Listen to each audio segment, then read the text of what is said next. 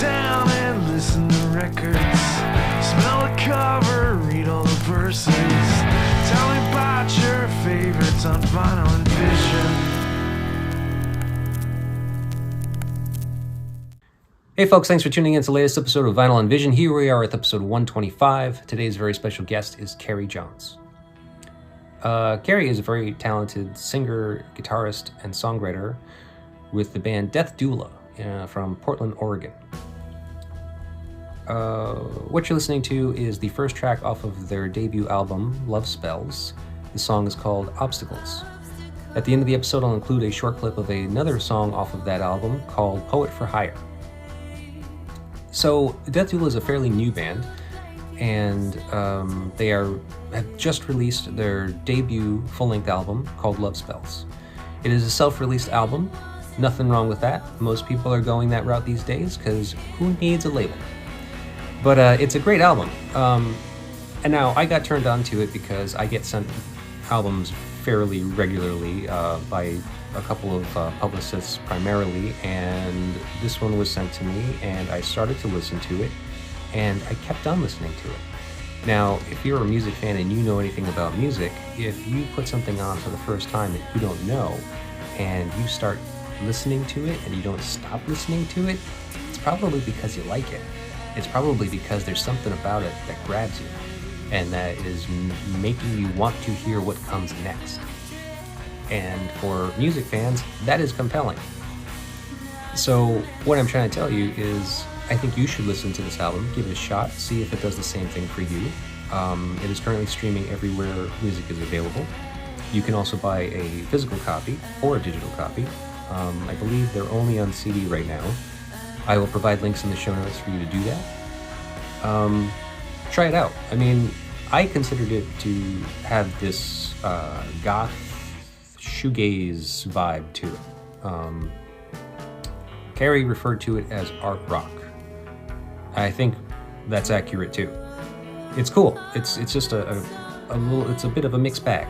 It's got it has obvious mix of influences going on there, and so it's cool. I really liked it. So and that's why I wanted to speak with her. Turns out that they recorded that album at Jackpot Studios, and a gentleman by the name of Adam Lee recorded it. He was the engineer. I guess he's worked with some bigger names like Phil Bill and Slater Kinney, to name a couple. So it's a very good sounding record as well, very professionally executed. So, you know, what I do here is I talk to artists about albums that are important and influential to them, and you know, Kerry's choice was Tori Amos's From the Choirgirl Hotel. I am not familiar with Tori Amos very well. I mean, I know who she is and I know some of her songs, but I am not a fan. I never really listened to any of her albums in their entirety, so this one was particularly difficult. If you know it, then maybe you know why, and maybe you can see why I would have some aversion to it. But yeah, I got into the details, I got into the research, and it was difficult, very layered, very complex, very complicated. It's a fucking masterpiece, but as far as being an idiot trying to analyze music, very hard. Not for lack of information. Usually it's the opposite for me. Usually I can't find enough information. This, way too much. So I did the best I could, and I hope you can enjoy it. And if you do, all that I ask is that you please do all the things you do with the internet. Like, share, subscribe, comment, rate, review, all of those things. They help us out immensely. They cost you nothing. It's great. If you care to help us out in a financial way, you can always visit our website, psychostatic.net, and make a purchase there of anything that's on the website. All of it goes towards funding this little shindig here, and I greatly appreciate it. Thank you very much for that in advance. And without further ado, here's the show. Kerry Jones, how are you?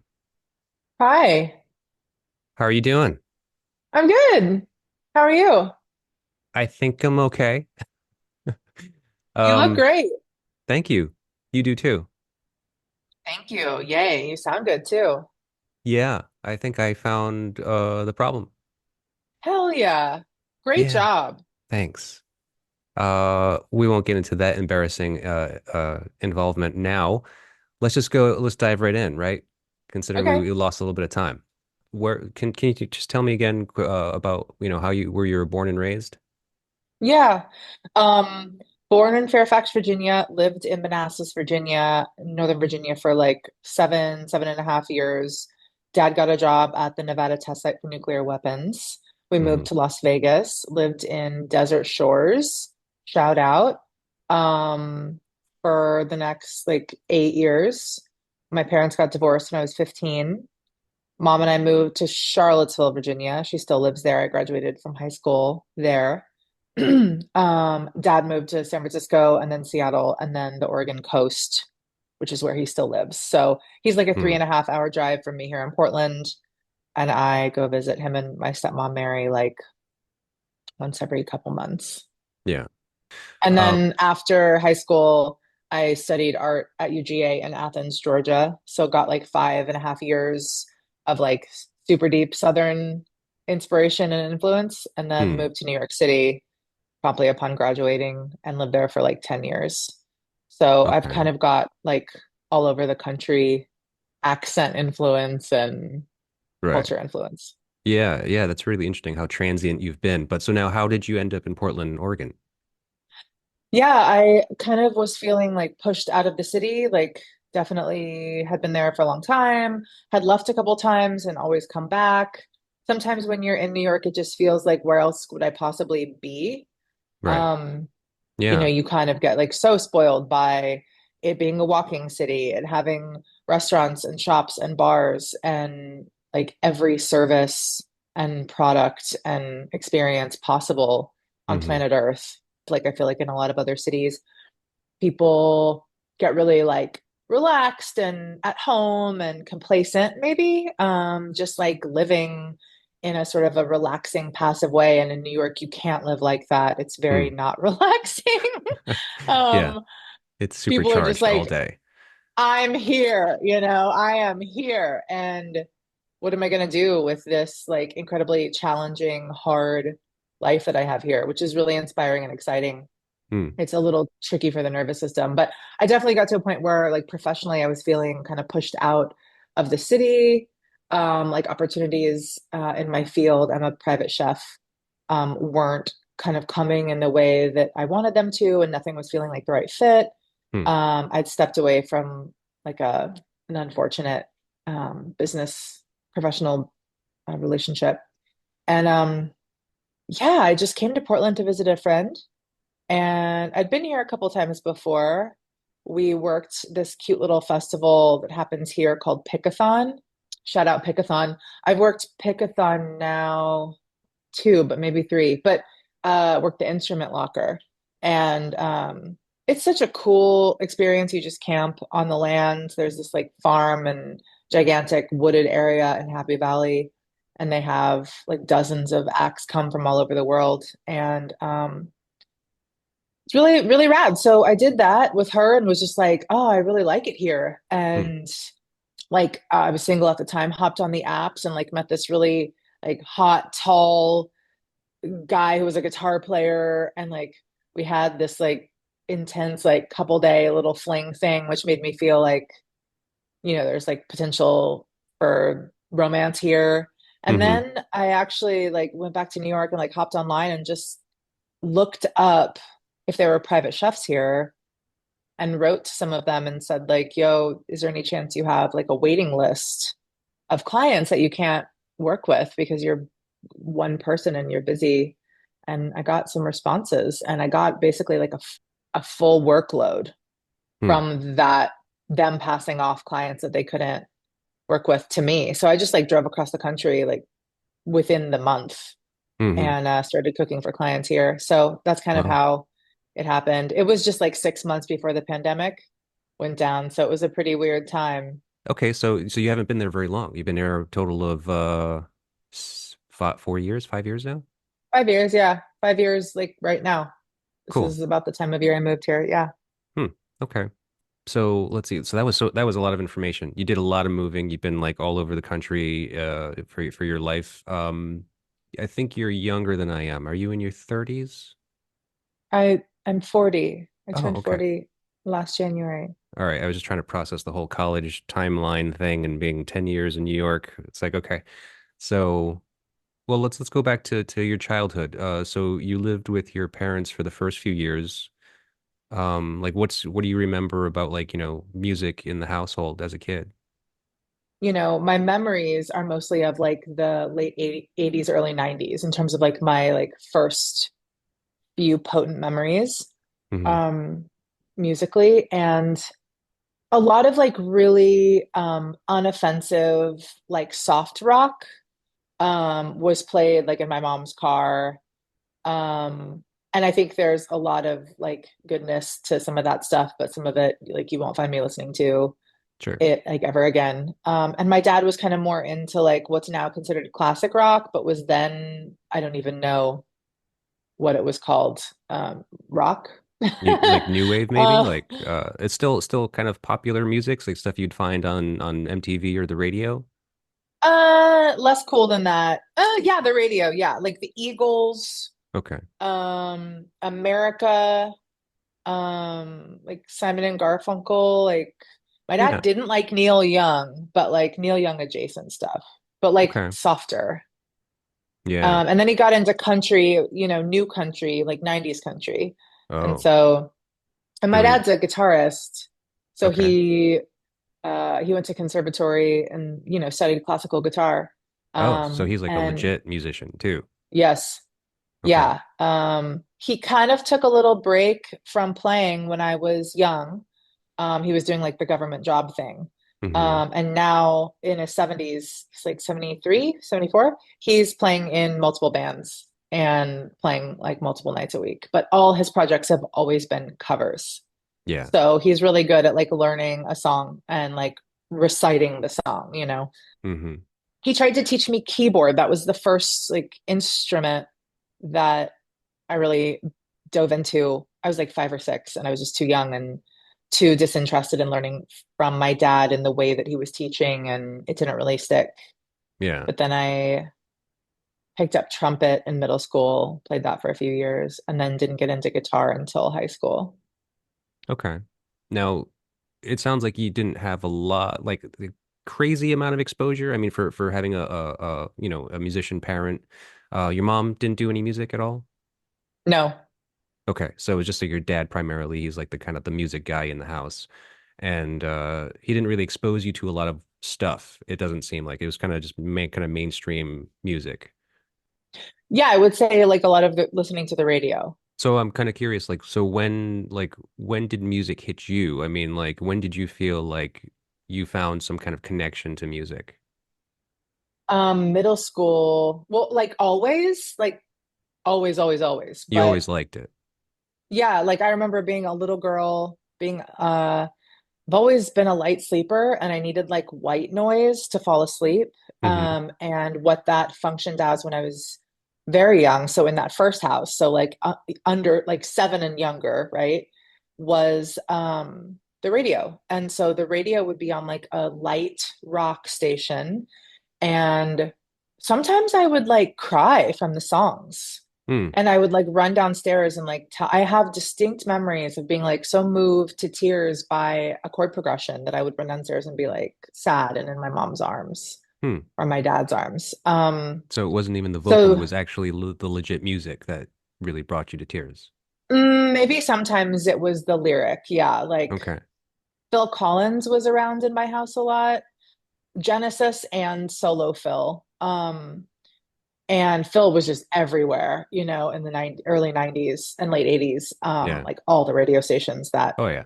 my family listened to, tons and tons of Phil. Phil seems like one of the most like literally my uncle people that I've never met, like in the whole Hmm. world, like because he's just been with me my whole life in this weird way. Hmm. Okay. Um, Hmm. and then I have a memory of like singing along to songs in my mom's car and staring out the window so like she wouldn't hear me because I didn't know if I was doing it right and I didn't think that I could do it right. Like that didn't seem possible. How is Hmm. it possible that I can sing just like Janet Jackson or the girls in Wilson Phillips? Yeah. That's not, that can't be. So I would like kind of do it so that like I was not singing toward her, so I wasn't projecting her way. I was like projecting out. You're singing out the window and the wind would carry it away. Yeah, vibes.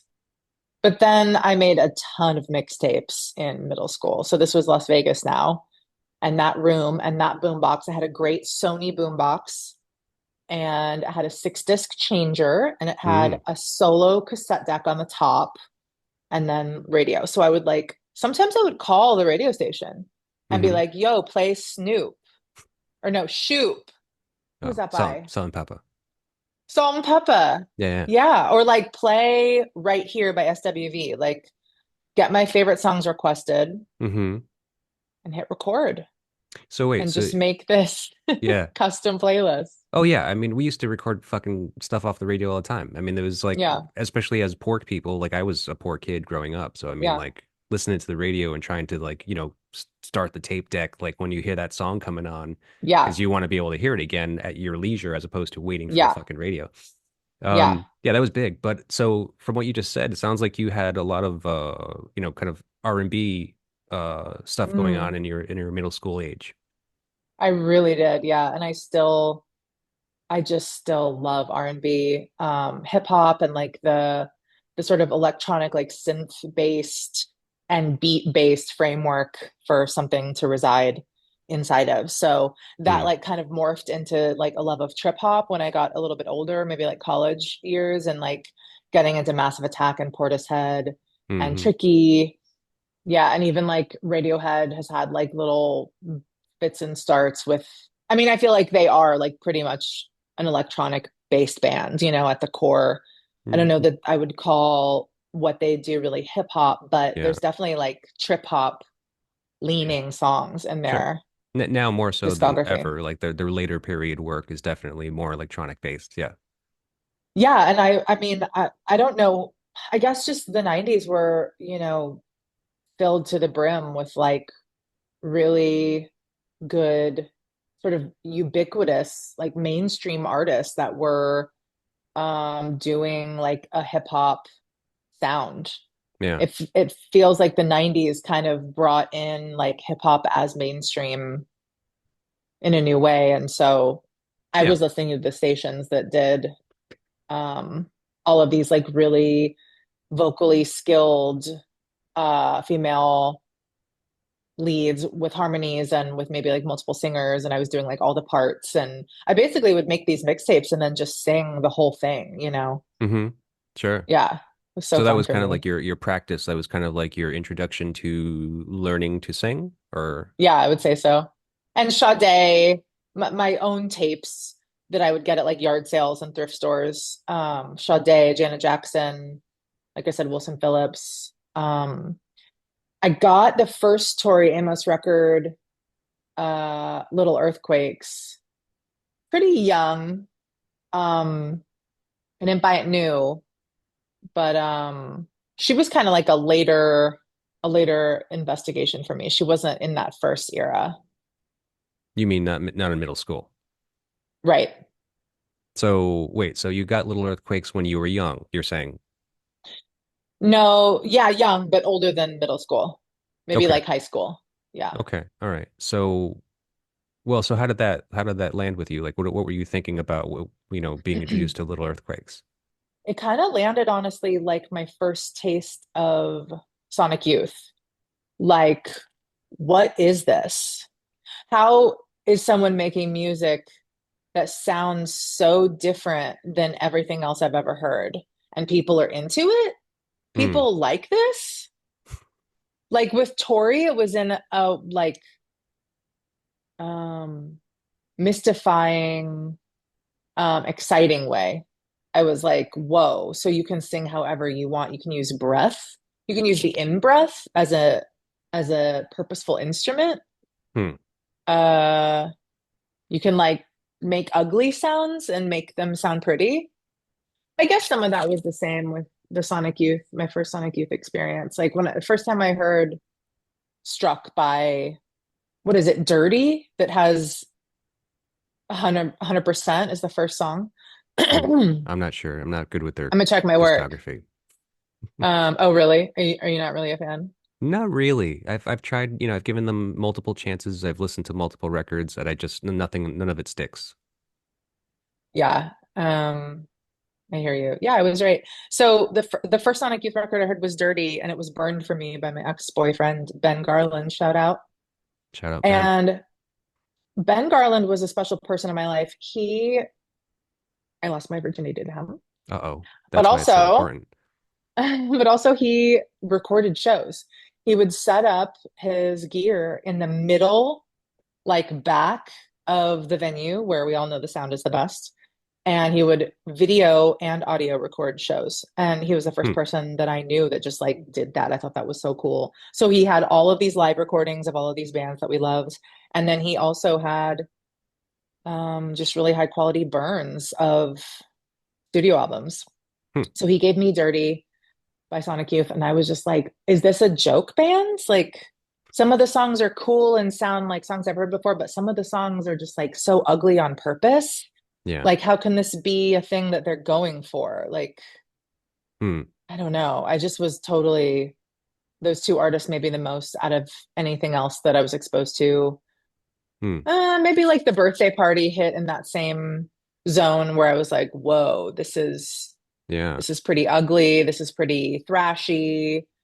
Like, are these even like what time signature is this? Like Right. what key is this? Like So these is are examples of artists and bands that gave you like kind of a liberty to or maybe an understanding that ugly can be accessible as well musically. mm, I guess so. I think, yeah, the way that I would say it is they gave me liberty to explore like any and every sound and any and every way of making songs and not just like the Beatles way, which like felt like, Hmm. or the Phil Collins way, which felt like this is a very accessible, acceptable, like mainstream way of making music. Yeah.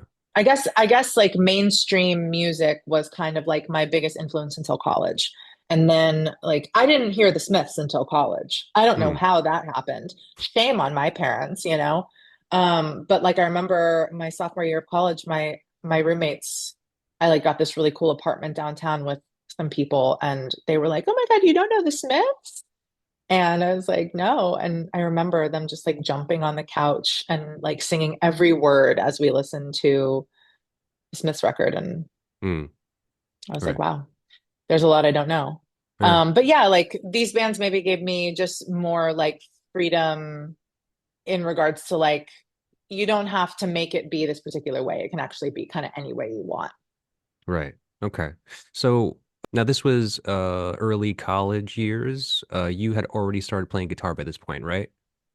Yeah, I did a little independent study in high school with guitar. So I like took some super like unhelpful lessons wherein basically the objective was like teach me covers so that I can prove that I learned guitar. It Hmm. was like I didn't learn how to change strings. I didn't learn how to do any Tune. adjustments. Oh yeah. I think I learned how to tune maybe, but maybe not even from him. Maybe just like figured it out. Like it's like how hard is it? You just like turn it one way or the Yeah. other. I've always been pretty self-sufficient. But yeah, I mean, I performed my songs and got my grade, like you know, Performed your was songs given like a pass. yeah, as in covers that you were given like to learn. Covers that I chose Okay. to present as my like independent study. Because I'm curious, like when did you start actually writing music, or when did you start experimenting with your own composition? Mostly college. I wrote some really like embarrassingly bad lyrics in high school and probably honestly even into middle school that I didn't really know what they would ever become, but Hmm. like poems. Sure. But Um, but college was my first band, and that was like math rock era, um, like what was happening in kind of like at least my zeitgeist in Athens, Georgia, in the like art program, visual art. I was taking art history courses, learning what the greats did, and then, learning these rules so that in our own art we could subvert them.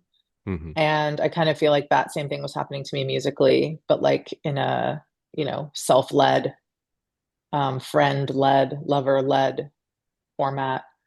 So just discovering bands and albums that were blowing my mind and exposing me to like different ways of doing music. So that was like in Athens, it was a very like math rock driven time. It felt like bands like Maserati, Cinemechanica, We versus the Shark, and my band, who was Myrtle Malloy, were doing very angular, aggressive, driving, mathy music. It Hmm. was really a fun time. Yeah. And you were always guitarist. Guitarist and vocalist. Okay. Yeah, You'd that always, first band was just two guitars, two vocalists. We were both gals, and then a drummer, no bass. So we okay. kind of like filled out all the ends with our guitars. Yeah. And so you've always been a lead singer and aspired to be lead singer? Yeah, I always have. Yeah. That's not Okay. true. I did take a post in my dear friend Scotty's band, Richard Gumby. Shout out Scott. Um, just lead guitar. That was Hmm. really fun time. He basically had something had happened with his guitar player. They stepped down after he put out a record, and I was just getting ready to leave New York for the first time, moved down to Athens, Atlanta area, and started playing with them. But then after a while, he kind of had me start singing a song or two because he loved my voice. So Hmm. it always ended up creeping in. Sure. Well, when you have the ability, I mean, you use it. So your current band is Death Doula. Now, how did that come to be? Well, I'd been playing around Athens and Atlanta, like just solo me, guitar and voice. And I'd worked with my boyfriend at the time, Jeremy Lamano, who runs Low Yo-Yo Records in Athens, Georgia. Big time shout out. Um, and he was playing drums and I was doing my thing. And we recorded a little EP. And that was right after I'd broken my wrist roller skating. So I couldn't play guitar for months because I had a huge cast up to my elbow. And I'd had a session with a death doula because I was feeling so limited in my autonomy and my range of motion. I couldn't play guitar, obviously. I couldn't work, couldn't, cook. Hmm. Um, and inside that session, whatever magical energy work she was doing on me, it was like a long distance phone session. I got this download that I need to just focus on my voice and like forget about the guitar for a little while. Obviously, I couldn't play it, so it was a moot point. And so I started doing these experiments with just my voice and effects and really making layers upon layers of different sounding instruments that were all just my voice. Hmm. And then that led me to um, kind of like finishing up some songs, and Jeremy came down and we recorded. And then I recorded something with some collaborators in New York. I moved back up there, Colin and Rob, and put out another EP with a very different sound. And then moved to Portland and collaborated with some friends here on another EP, again, a very different sound. And then met Kyle at a bar on the coast where my parents live. I was there visiting them and I had a crush on this guy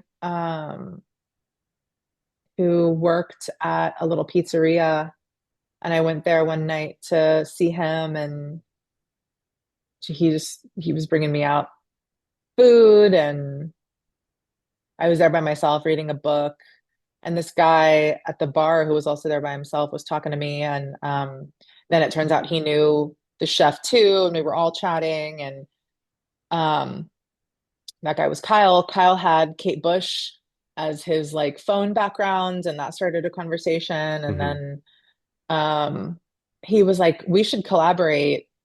And so, over the span of a couple months, we were kind of chatting. Every time I went there, we would run into each other somehow. It's a really small town, and there's no young people. It's like a retiree town, pretty much. Oh So he yeah. was just living there for the pandemic with his friend Sam. Shout out Sam! And we did collaborate on New Year's Eve, and he played me some beats, and I really liked one of them. And I just sat on his bed and handheld the mic, and I had this poem that I'd literally written about the guy that I had a crush on. Hmm. Um, and like first take was all we got, and that ended up being a demo for Disembark. Disembark was the first single we put out from this record, Love Spells. So 2.5 years later, almost three. Um, but yeah, that's kind of how Death Doula like came to be, and then like its different iterations over the last several years, and then like up to the present iteration. Yeah. Okay. So, I mean, I think the first thing I kind of wanted to ask you about Death Doula was like, are you the primary songwriter, or how does that work for the band right now? Yeah, sometimes it's like, what is a song? Well, What is being a songwriter? Like, is that writing the lyrics? Is that writing the vocal melody? Is that writing the guitar melody? Is that all those things? what do We you talk about do? this inside the band a lot. Yeah. Well, I write my vocals. So I write Yeah. my poem, my Lyrics. whatever words I'm saying. I write my vocal melody. I write my Hmm. guitar melody. If I'm playing guitar on that song. Kyle and I would say, are on most songs we credit jointly as co-writers. Hmm. Um, the way that it works changes. It's different for every song, but Kyle and I live together, and sometimes he'll be down in the basement playing guitar, messing around, free improvising, and I'll hear something that I really like and be like, do that again. Maybe I'll record it on a voice memo Mm. and start working on something linking with that, and then we'll build that way. Or sometimes he's really clear on a progression and he'll present it to me, and or me and Keith, our bassist. Or like with Dirty Shirt, like I was messing around on my guitar or maybe his guitar because he plays a baritone, so it's a whole different thing. Mm. And like was playing some progression, and he was like, I think that's a good progression. Like, let's build off that. And then that became Dirty Shirt. It's all just different. Now he's working on beats. I think our second record is going to be, at least to some degree, a little bit more beat focused and Mm. incorporating the things we were talking about earlier, like synth. I mean, there's plenty of synth all over Love Spells, but like maybe incorporating synth and beats into the sound a little bit more. We Uh, all Yeah. love that. Kind of like from the Choir Girl Hotel. Kind of like that. Yeah. Yeah. That record has really followed me in such a profound and potent way. Like, Radiohead's always been a favorite. Portishead's always been a favorite. Queen to the Stone Age has been a favorite. I feel like PJ Harvey's been a huge influence on me. I feel like I have these groups where they're just like, I listen to them all the time from like, my youth on. Hmm. But that one specifically, I just listened to it the other day in preparation for our conversation. And, it keeps feeling fresh to me. Like I keep wanting to listen to it, even though I've listened to it probably more than anything else in my collection. It keeps Mm. feeling fresh and exciting and interesting. And I realized I'd never like looked it up, like anything about it, like researched it at all. And I did a little research, and was just so like affirmed in my feeling around the record, because like when it came out, it was like her fourth studio album. Hmm. It was like internationally lauded. Um, she started working with a band for the first time, which became her like ongoing long-term band kind of from then on out. Hmm. She performed these songs live for the first time with the band. It had always just been her and like one or two pianos before that. It was a really a turning point for her in her career, not only like with the critics, but with her own personal like songwriting and like song sharing experience. Yeah, very different. I Yeah. mean, can you tell me a little bit about that? Because so I'm not a Tori Amos fan. I did I say her name right? Amos or Yeah. Amos? I forget. There's some weird thing about how you pronounce her name correctly. Is there? Yeah, yeah. Is it? How do you say it? Tori Amos? Amos. Okay, we'll go with it. Um, I've never been a Uh-oh. fan. I've heard her music in the past, obviously. Um, I think that some of her songs have definitely kind of sunk into my conscious, kind of subliminally. Like I never put one of her records on per se, but I've heard it, and always liked it. I've always respected it. Um, but I've never listened to any of these records in their entirety. So Mm. well, I kind of chose this record for you. You gave me a few options. Um, and out of those options that I was given, I was just like, that one, at a very quick glance, I actually did some really, really, really fast research on all of those records. And I was just like, okay, this one seems like the most interesting, like to me at Mm, least. cool. Yeah. So, Do you and remember what the others were? Kate Bush, I can't remember the name of that album. The Red Shoe something, was The it? Red Shoes. Yeah. The Red Shoes. Based on a like, or she made that was like to create a play or something. I forget now, but it was or based on some opera or something. It seemed like there was a lot there, and I was just like, I don't know, I'm not sure. But either way, after that there was I can't remember what the other option was. I think you gave me three. Mm, yeah, I did. This one, and then what was the other one? I don't remember. It was Okay, months ago. it obviously wasn't as important. Um, but this one is cool. And so yeah, so I listened to this. I didn't go back and listen to everything else because there was actually way too much here.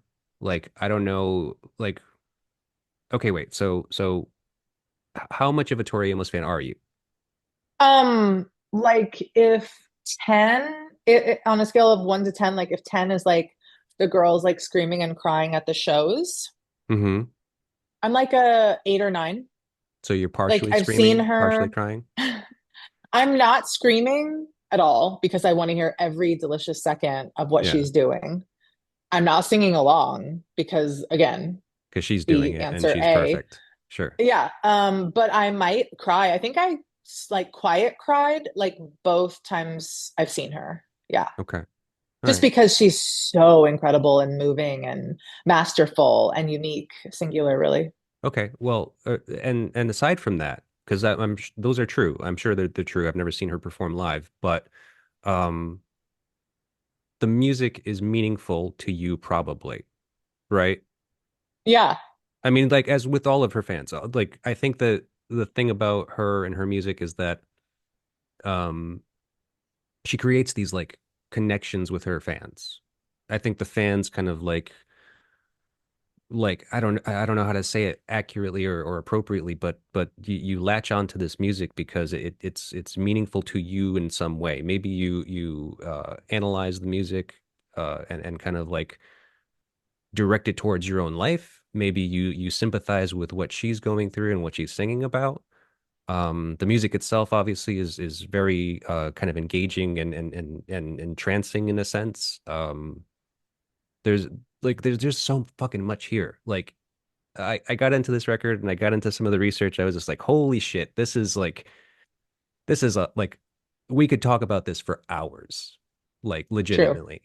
So I mean, so about how much of a fan are you? I mean, like this isn't the one record that you care for. Like you like all of her music or you like a number of her records? Yeah. Uh yes, I like a number of her records. I love the live thing that she put out actually just after this, which is called To Venus and Back, and it's performances mostly from this tour. So she toured Choir Girl and her and her team recorded a lot of those performances. I think there's also a bonus DVD Hmm. in the pack. It's like a dual pack, but I've never had the bonus DVD. Maybe it's just the second CD. The pack that I have doesn't contain that. I think Jeremy Okay. got it for me. It's like, here, take this because I can't sell it because it doesn't have the bonus DVD. Right. Okay. Um, or whatever the second disc is. She's so accurate live. She's such a good singer. Hmm. Um, and also she does some like improvisational stuff that I find really interesting. Also, just the set list of To Venus and Back is like absurdly good and like just giving the people what they want. Um, so I listen to that one a lot. I also super love Scarlet's Walk, which was the next one after that. And I love Boys for Pele, which was I The guess one two before before this. this one. No, it's the one right Yeah, before you're this. right. Under the Pink is the second one, which I Yeah. also love. Although I mostly on Under the Pink love certain songs. Like that song God is amazing. When Mm, I first heard that song, even still, this is like 20 years on, I get chills when I hear that song. I would say Tori is the artist that gives me chills the most out of anyone else. And I've listened to her shit to the ground. There hmm. is like nary a new component to her music that I have not already noticed and like been moved by, but I still get chills just because I don't know. It's like, I guess music is just so personal, obviously, but there's something about like the tone and timbre of her voice, the way she uses it. To your point, it's not, I don't have any experience with miscarriages or like sexual abuse. And those are things that she does have experience with and sings about a lot. So it's not like her lyrics are really touching me in a personal way where she's telling my story and I Hmm. feel seen and heard. That is actually no part of my love for her. So I think those girls screaming maybe have that like link. And maybe Sure. that's what bumps you from an 8 or a 9 to a 10, I don't know. Um, but like someone like Amanda Palmer of Dresden Dolls, Mm, she also sings about really tender and intimate and vulnerable topics like this. Same exact thing for me. No connection there, but her voice gives me chills. Her songs make me cry. mm. I can't understand how she's so good, so unique, so singular. Both her solo work and Dresden Dolls. So I don't know. I can answer in the ways that I've just answered, but I think there's some mystical spice just seasoned onto some of this stuff where I'm just like, the sum of the parts don't equate to how it makes me feel. And I can't quite put my finger on it? Mm, okay. Let's see. So this album came out in May 5th, 1998. Where are you when this album comes out? Mm, no idea because I didn't get into it right then. Let's see, I'm in high school. Okay. Um, ostensibly, yeah, like May. Yeah, I guess I would have been like just ending eighth grade Okay. vibes. But again, like I didn't listen to it. So it's perfectly telling the story of when I did find it in my life. I don't Hmm. know if I would have even been able to get it, you know what I mean, when I was that young. But maybe I Right. would have because I was getting Silent all these years. I was getting Cornflake Girl, Oh, wait. I was So getting, in 98, you were already turned on to Tori Amos and her previous records. yeah, but I think maybe just the first one. But so in 98, what are you turned on to? Like, what are you were engaging with at that time? Probably a lot of grunge music. Okay. Um Alice in Chains, Nirvana, um and maybe even getting into like that sort of late 90s response to grunge music, which didn't hold up very well, but what are you gonna do? Like Third Eye Blind. Mm-hmm. Uh-huh. Sure. Yeah. Okay. Probably into The Cure, probably into Depeche Mode, just because I had these things from, secondhand purchases. My Okay. grandmother, my nana took me to thrift stores a lot. My mom did maybe here and there, but like I'd also ride my bike around my community and just like go to yard sales on the weekends. Mm-hmm. And that's how I bought my Nintendo. That's how I bought all my Nintendo games. That's how I Okay. bought my like black and white like box TV with the like turning channel Dial. selector. Yeah. Yeah. That's Okay. how I bought my first phone to go in my own room. Yeah. Hmm. Allowance, baby. Yeah. Cool. Very independent. I like it. Yeah. Yeah. So now, I'm an only child. oh, okay. Well, so now you obviously were into music in 98. You already knew Tori Amos at the time, but you didn't get this record. So when did you get this record? I got this record when a friend of mine was like, this is so crazy that this is how this went down. But um there are certain friends of mine that I've had for a long time where like every time I listen to Dave Matthews Band, I'll text Eleanor and be like, I'm listening to DMB right now. Because we're both from Charlottesville. Mm. he's from Charlottesville. Like, I'm not from there, but like we met there in 10th grade and have been like besties ever since. And she was like a big Dave head when I met her. And so she was getting me into all the stuff she was into, and I was getting her into my like more weird stuff. And we were like going to shows together, whatever.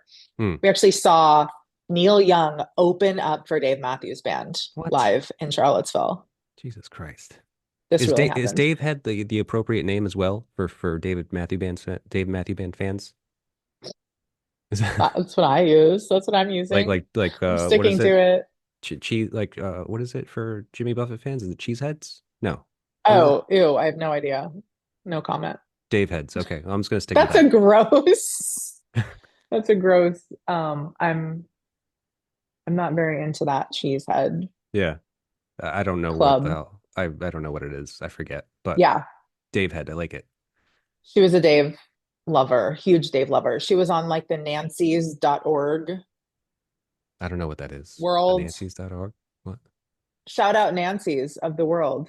Um, so every time I listen to Dave, I text Eleanor. And every time I listen to Tori, I would text my friend Erin.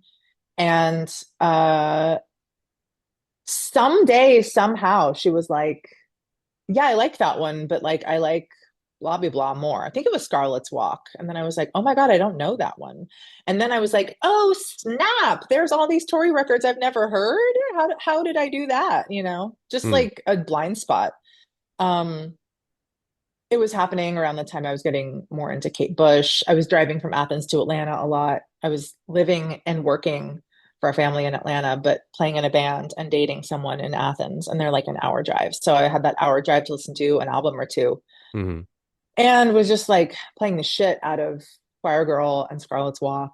And then a lot of Kate Bush, a lot of Sonic Youth, like rediscovering them and kind of taking them more seriously, listening to some of the other records other than Dirty. Hmm. Yeah. Okay. So it was kind of a freak thing where I just like forgot to dig deeper on Tori, even though Okay. I loved her. Yeah. Well, so what year was that you're doing all this driving back and forth? Mm, 2015, 2016. Oh, okay. So not too long ago, really.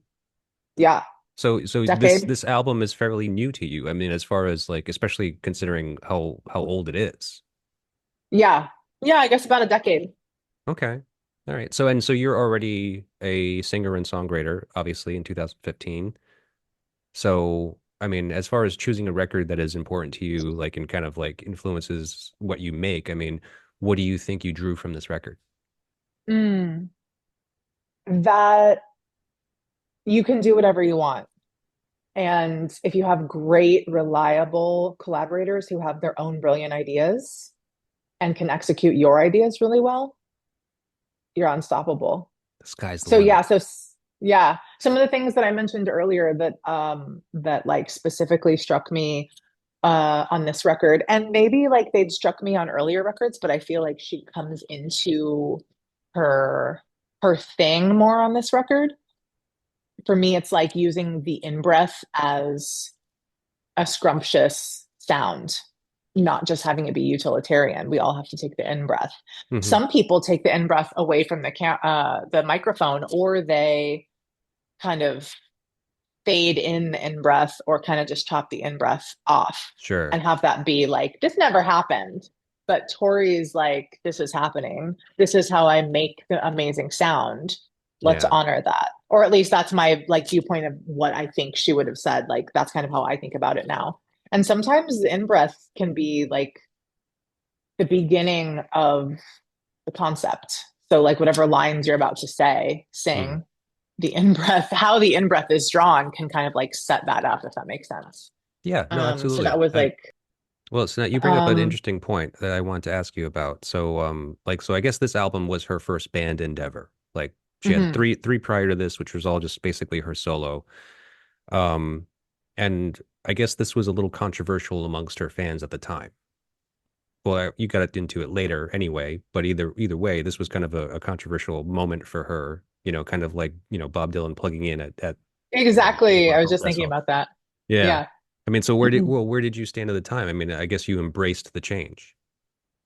Yeah, I didn't stand anywhere at the time because I didn't know. And like I said, I didn't I didn't hear this record till many years later.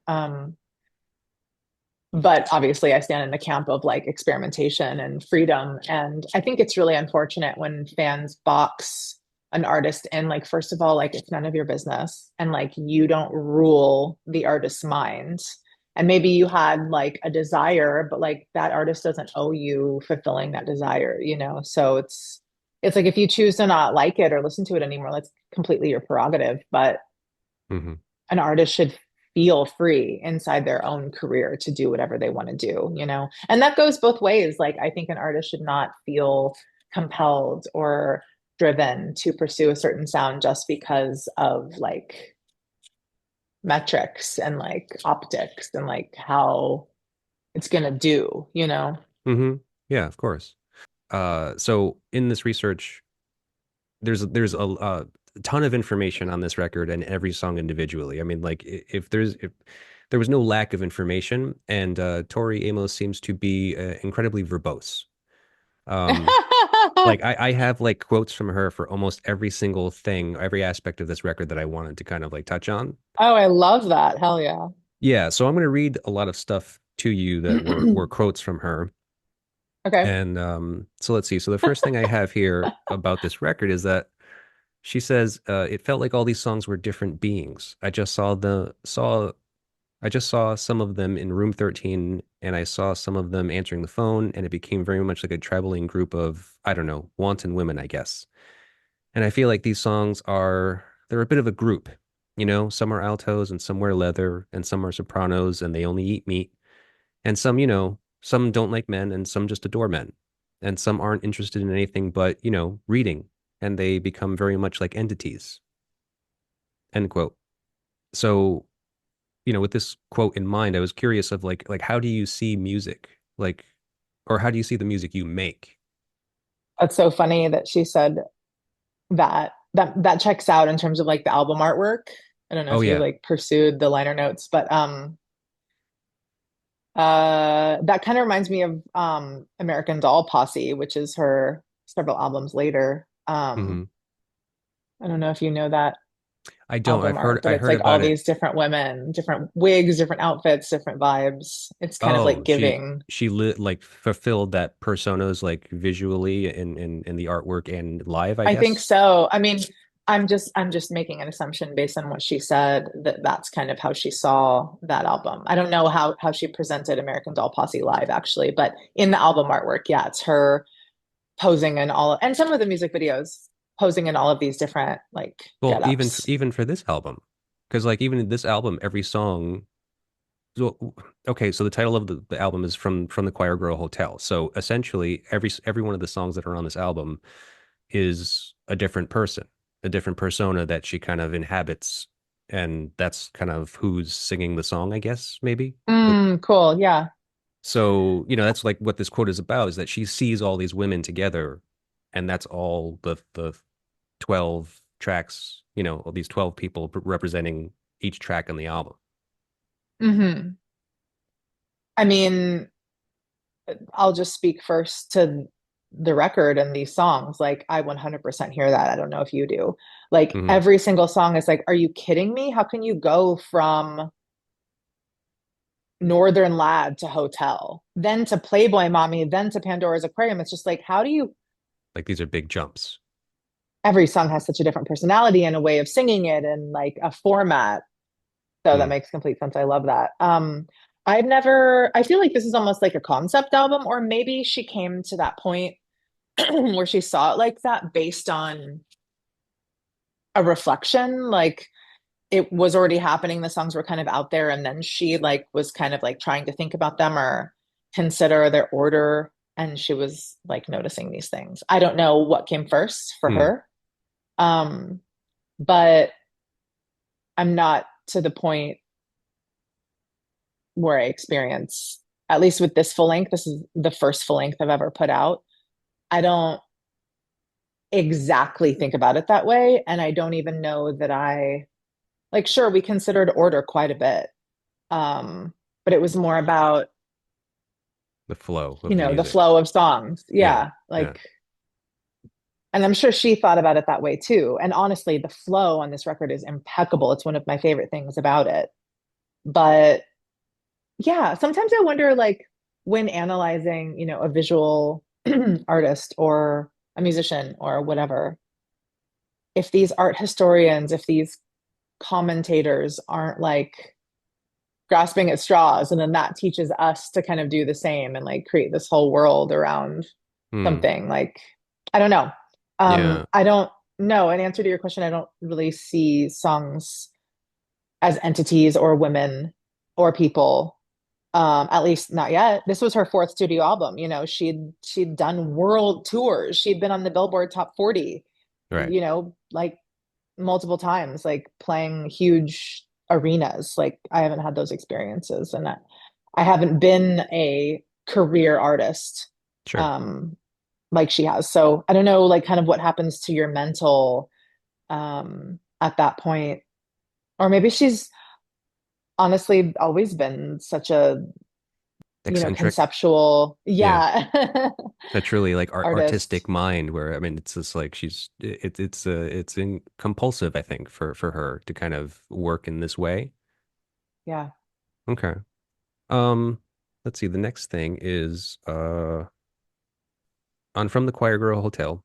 Amos is integrated within a full band sound, unlike like we were saying, Little Earthquakes and Boys from Pele, and also incorporating elements of electronica and dance music into her songs. She directed the band in terms of imagery for each of the album's tracks, and then would leave them alone to see what they came up with.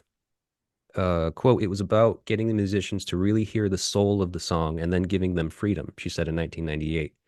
Quote, that entails a certain amount of letting go after you've had nearly full control over every sound on your albums in the past.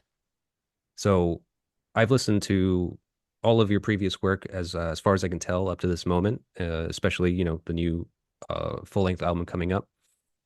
Would you say that you went through something similar with your current band? Mm, no. And I also don't think I have the exact former experience that she has. You were So, never a solo artist. You never really kind of composed for yourself by yourself.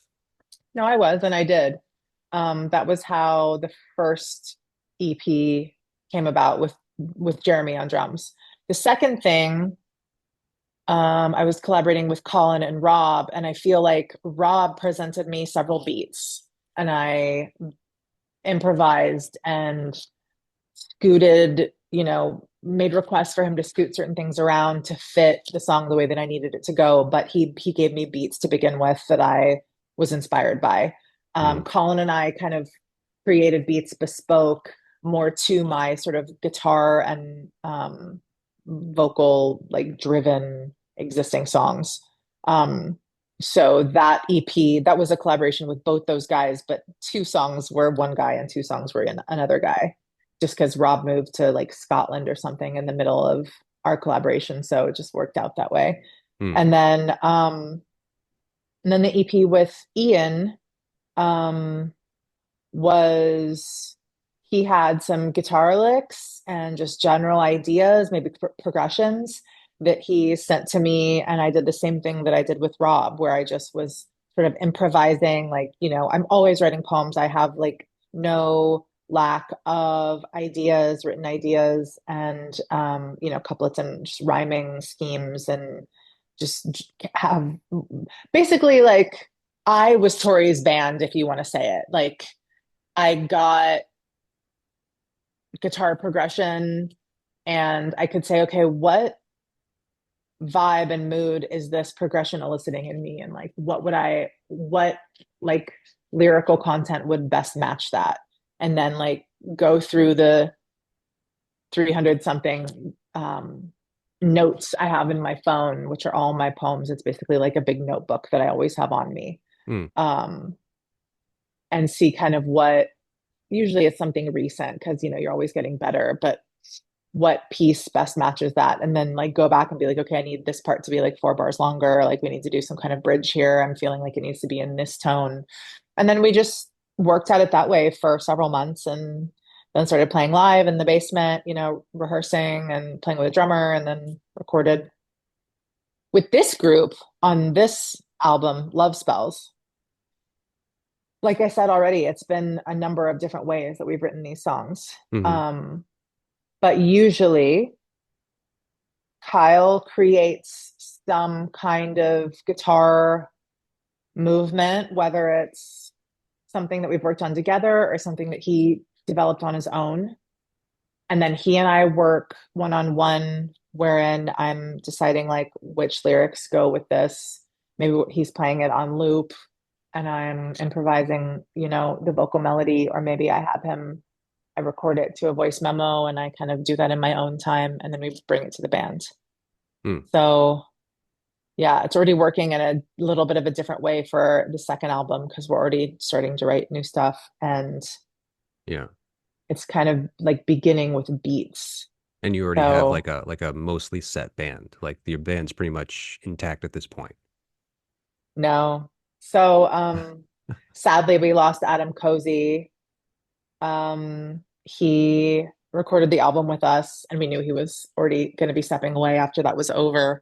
He's the drummer, He right? yeah, he has a Okay. young child who's having some like special needs at home. Oh, So he has stepped aside from our band. So in knowing that we started auditioning people and we've auditioned probably a dozen different cats. And it's just such a specific sound.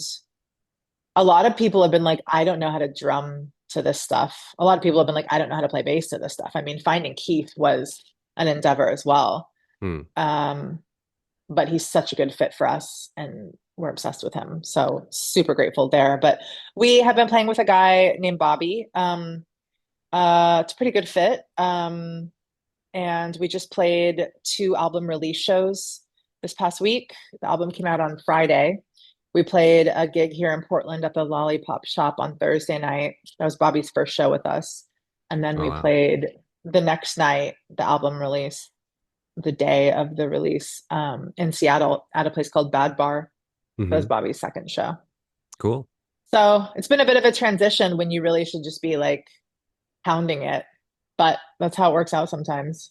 Yeah. No, I mean you got to do what you got to do. It's very unfortunate that Adam had issues with the family life because I mean I know what that can be like, but you have to prioritize things, and unfortunately, family and children usually tend to take the priority. Yeah, definitely. Well, I'm sorry to hear. But sounds like you guys are getting back on it and getting right back to it. So that's all that really matters, I guess. Yeah, that's what we want. So, Kyle and I have a very like focused life together. Even when we're not doing music right then, kind of always talking about it and thinking about it. And it very Hmm. much seeps into both of our just downtime in our own minds, Yeah. which Yeah. kind of Well, never turn it off. And I think Keith's similar. yeah. I mean, you can't help it. I mean, so you're in a relationship with Kyle is his name, right? The and that's an interesting kind of dynamic to be working with because if you're living together and you're in a band together and you're being creative together, I mean, like I know for me, like I have no musical connection to my wife.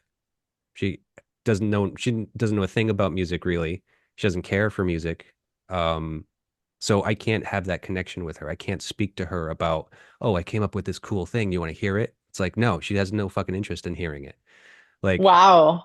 well, I mean, if I really wanted to show her something, she would sit and listen. She'd be supportive, and she is supportive.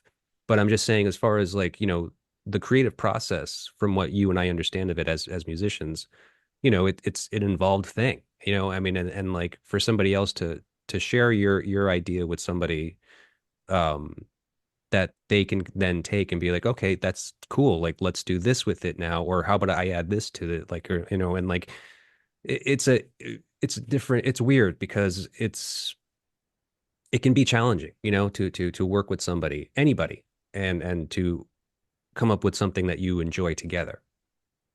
And Very then much also, so. and then like what you're saying, I mean, it's like all day long. Like you have ideas, so it's just like it's almost like you're never outside of the rehearsal space, kind of. Correct. Yeah. Yeah, someone asked me recently what our work-life balance was like, and I was like, oops, we forgot about that part. Yeah, Like, yeah. Well, I There mean, is no work. There is no life. It's just all work life. I don't know. Like it doesn't even feel like work. It's just like art, life is art, art is life. Like yeah, I don't know how to separate the two. I mean, sure, we watch films together and we like go out to dinner, but like inside of watching films together and going out to dinner, we're like talking about music, it right. just Stuff that you it never like, that you're ends. listening to, stuff that you get turned on Hmm. to, like Yeah. Our not just ideas not we're having based on the right. thing that's happening. Yeah, that's Yeah, a car 24. drives by, the windows down, and this music blasting, and we're like, oh my God, that just gave me this beat idea. Because it wasn't what was happening, but from the distortion, it sounded like it was happening. Just Mm-hmm. anything at all times, you know what I mean? Like the sound of the kettle boiling, and then I like dropped something and it made this like really strange skittering beat. And then I'm like, oh, Mm. that with that. Oh, I want to sample the kettle. Oh man, how can I drop that again? Just whatever. Like really into found sound, Yeah. really Oh, into that's happy cool. accidents. Mm-hmm. Yeah. Okay, cool. That sounds great. Um, so as we get into this album, because we're going to start to, get into the track by track now, I think I should mention that with this album being a very personal and vulnerable album, I will do my best to not try to pry too hard into your own personal life. Sounds great. Like I said, I don't have any of the sort of trigger warning stuff Yeah, around like sexual abuse or rape or miscarriages that Tori tends to sing about a lot right, right. I mean, in because my this, own personal history. But of course, people do that will be listening of because course, yeah, the yeah. I stats mean, are staggering on this. oh yeah, I'm sure. But I mean, like, with that being said, it's just this is a very kind of intimate and personal album, and I don't think that it's just that's like an over exaggeration, because from what I've gathered in this research, reading and listening to interviews with Tori speak about it, specifically, yeah, there's no denying that this is a personal kind of almost autobiographical piece. Then and yeah, and it has mostly to do with miscarriaging, I guess you'd say it, because she had multiple miscarriages. Yeah, three. Yeah.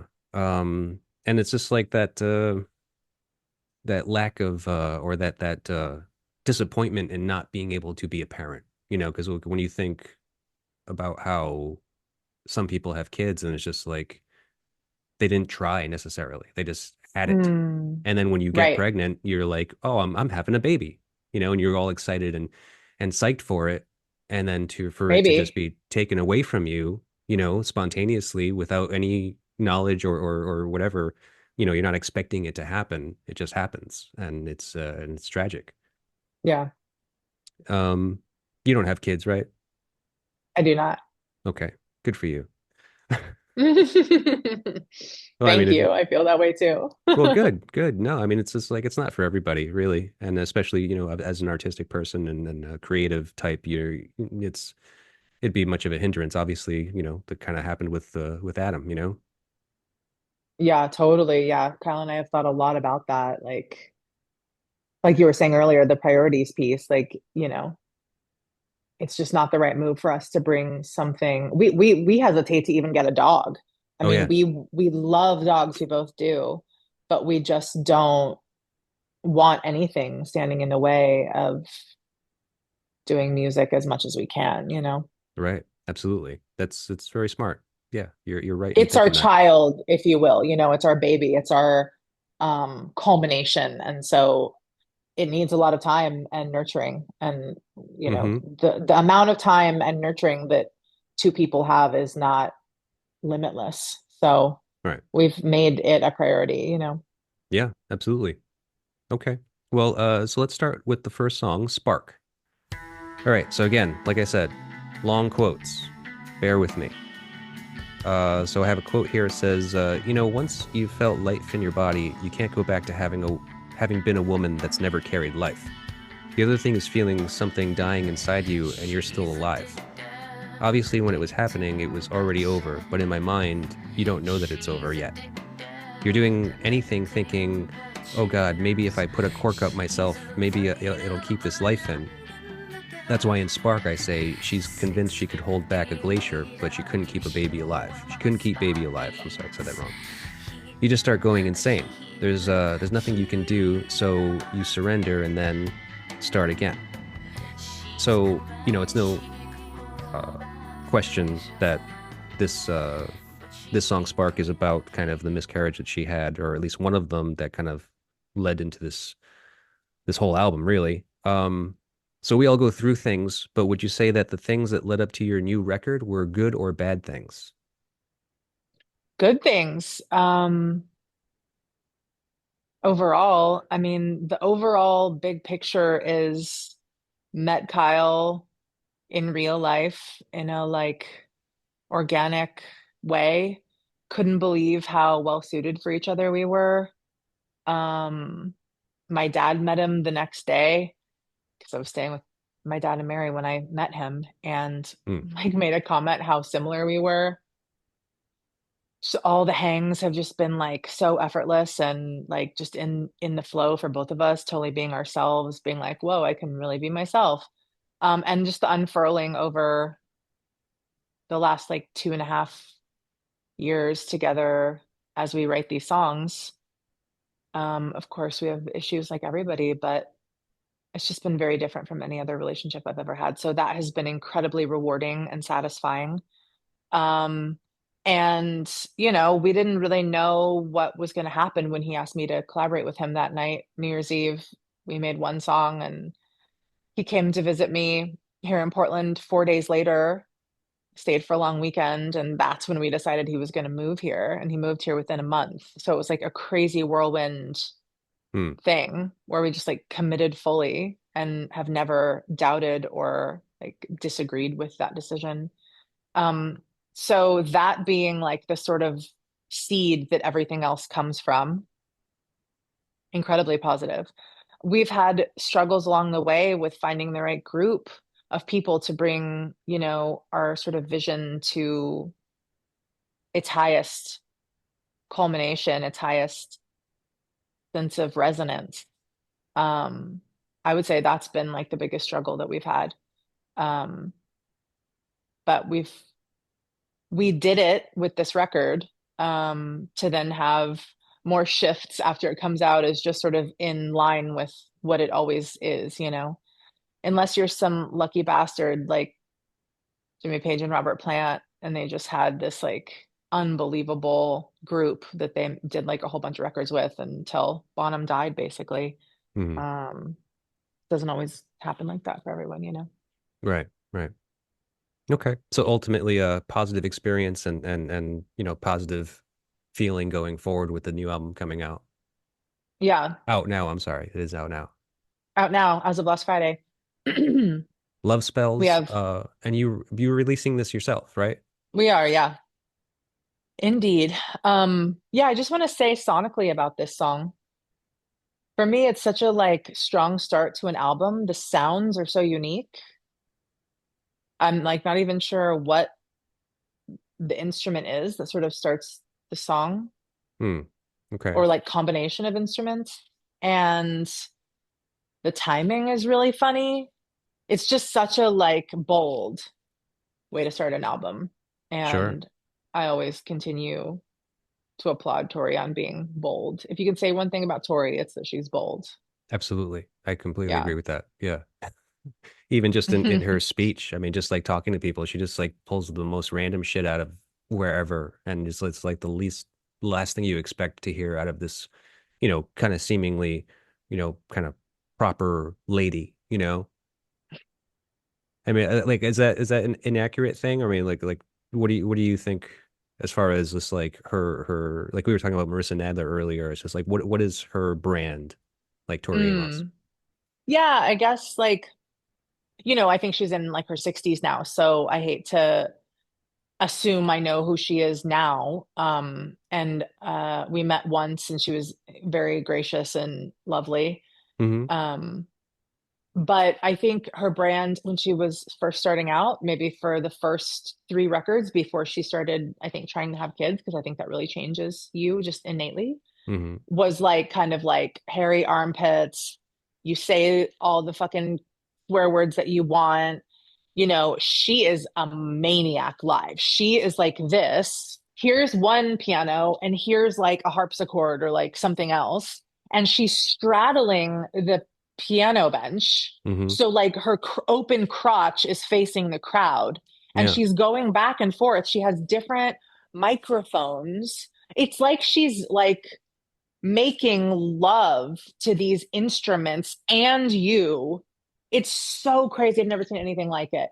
And with Lilith Fair and like the whole world of her like being on the cover of Rolling Stone with like Bjork and PJ Harvey, Hmm. she was just like thrust into this role of like, I think kind of like the brassy, brazen, like abnormal one, Hmm. she's definitely not as accessible or as like cute as Björk, and she's not as sort of like gutsy and thrashy and like gnarly as PJ, but Hmm. she's this like kind of like confusing,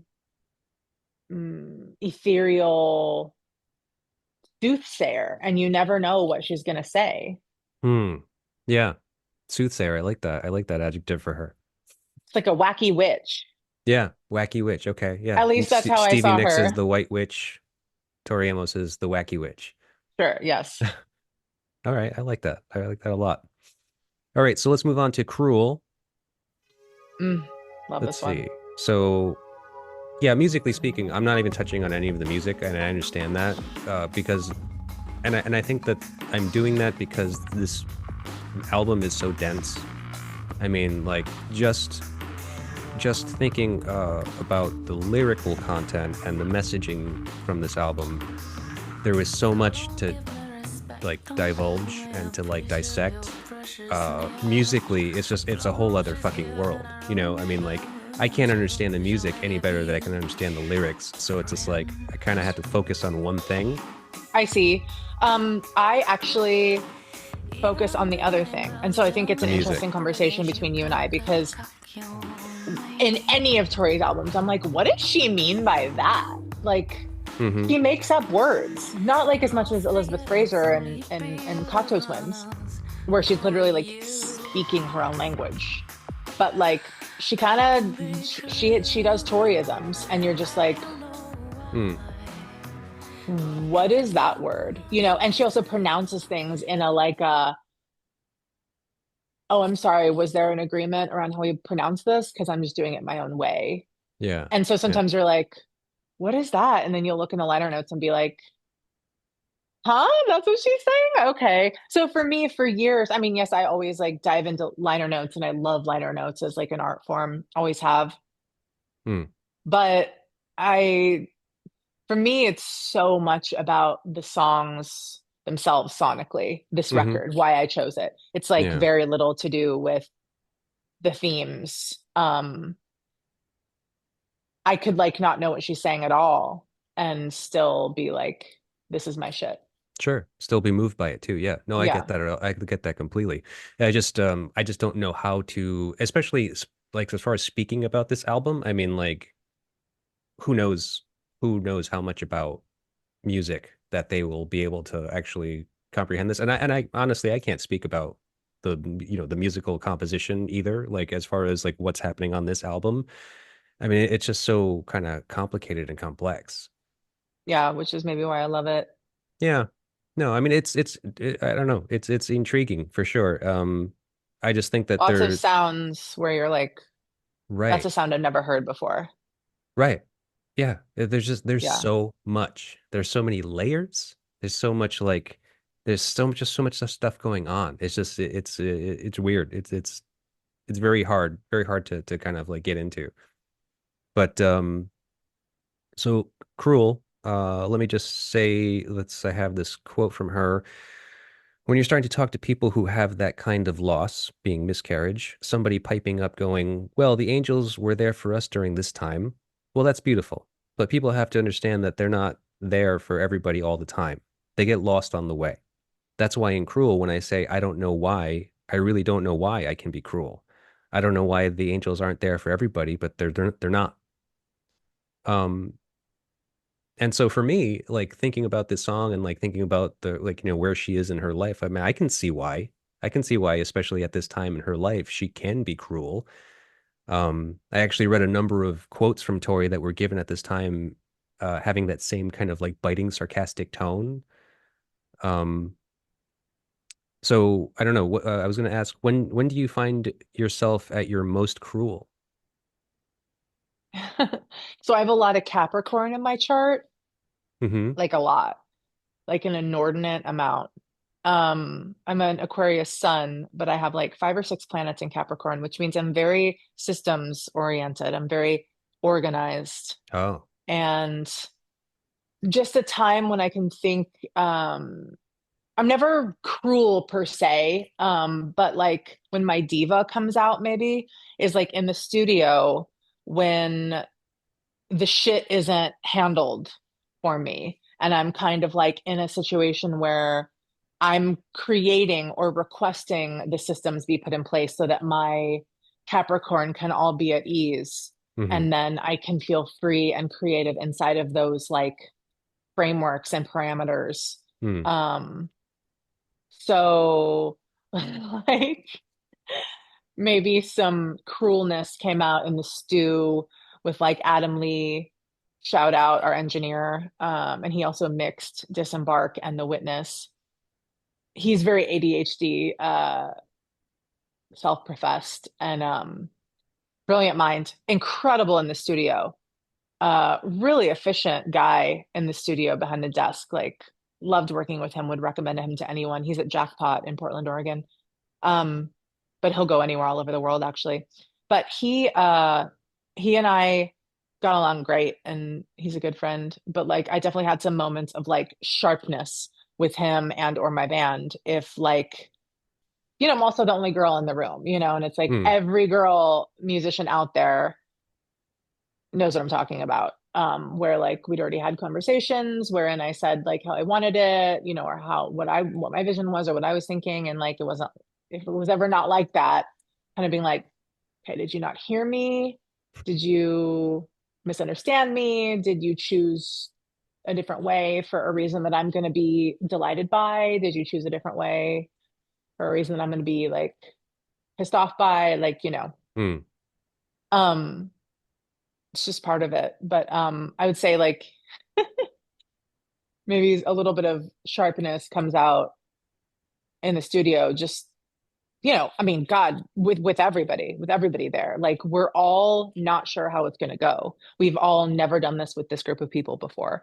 And Hmm. we're like 4 individuals plus Adam, our engineer who also has like a creative stake in this project, just seeing how it goes, how the collaboration in the stew goes, because that's very different from the collaboration in the basement. I mean, it was awesome. Everyone flowed so well together, and our work as a unit, as a unified front, was like so strong, so heavy. Hmm. But yeah, little moments came up, and I would say like just in like memorable past, that's kind of probably the place where I was the most cruel. Yeah, yeah. Well, I mean, do you use any of that energy in the music? You know what?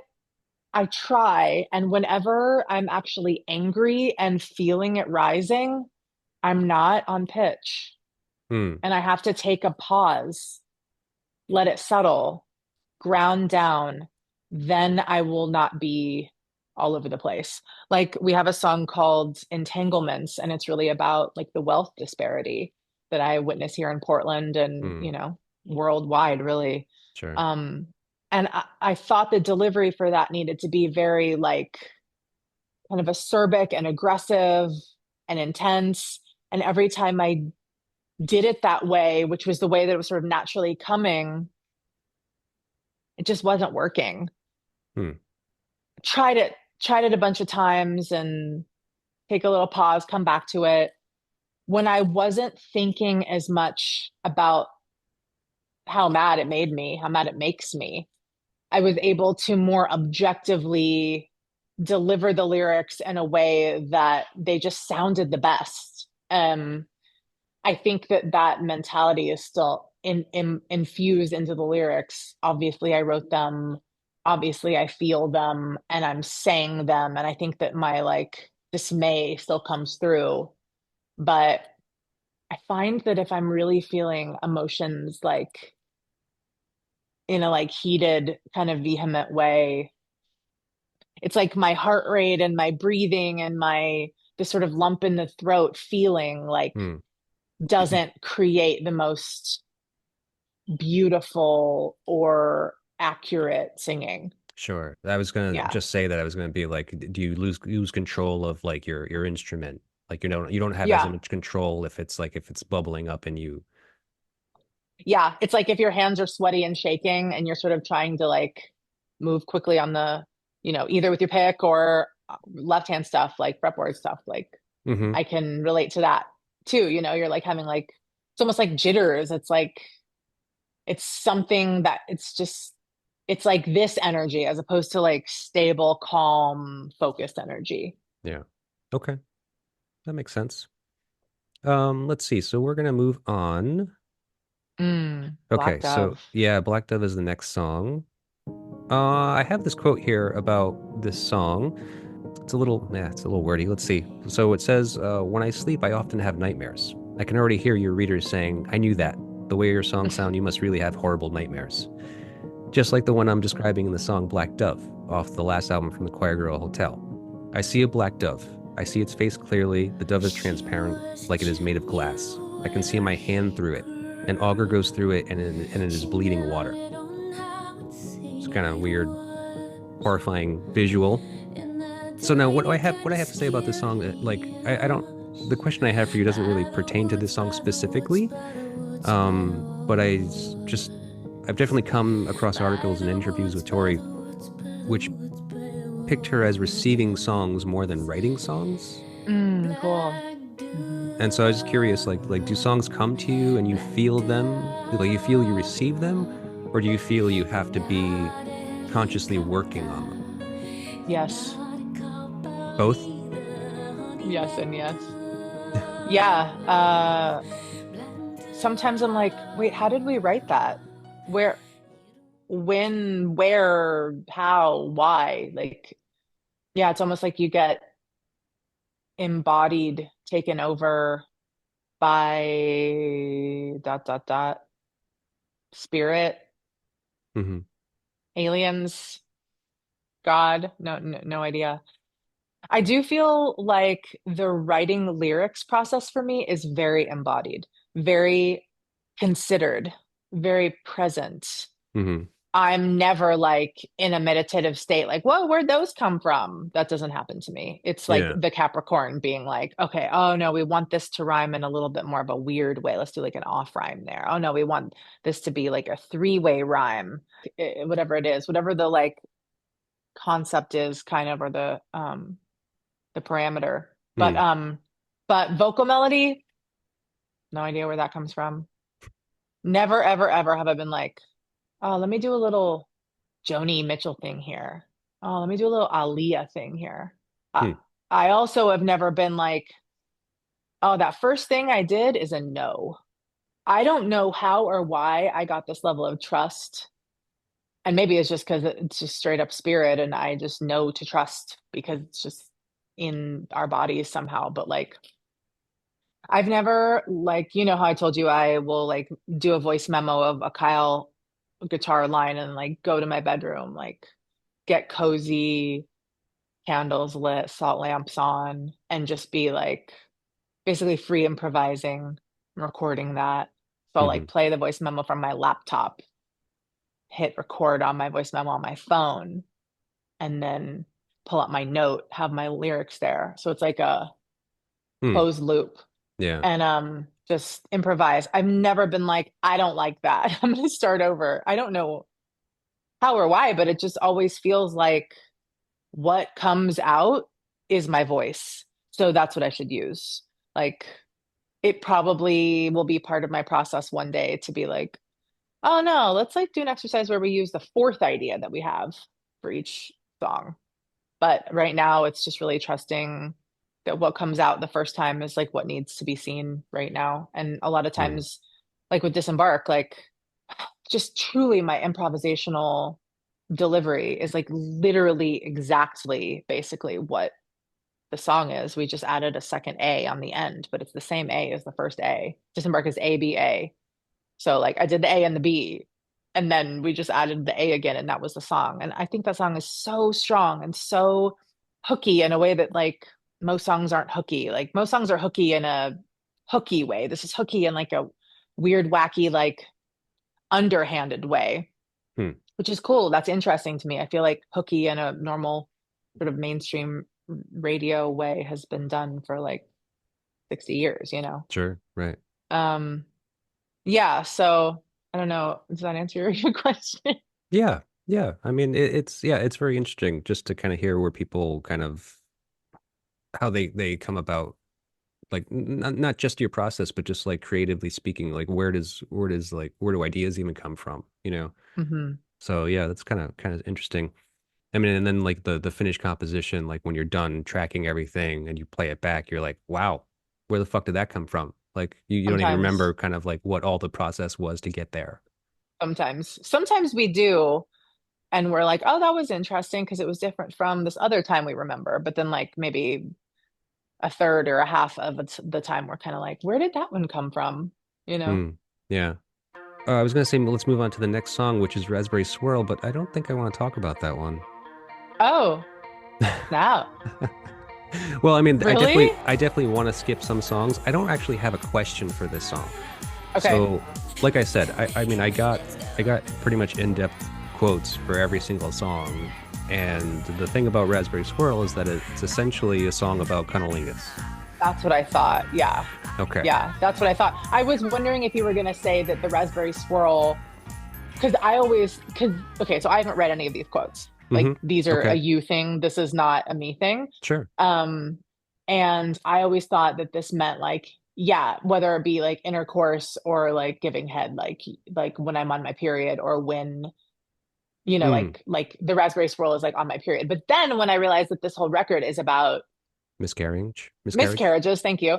Then I was like, oh shit, is she talking about like she's still sort of miscarrying and Mm. sex or giving head during that moment? Like that would just be next level. Mm. But yeah, let's skip this one. I also, to be honest with you, want to skip Jackie's Strength. It's my least favorite on the album. Oh, I okay. most of the time, to be real, skip it. Unless it's important to you, in which case I'll just straight up say that, and that's No, fine.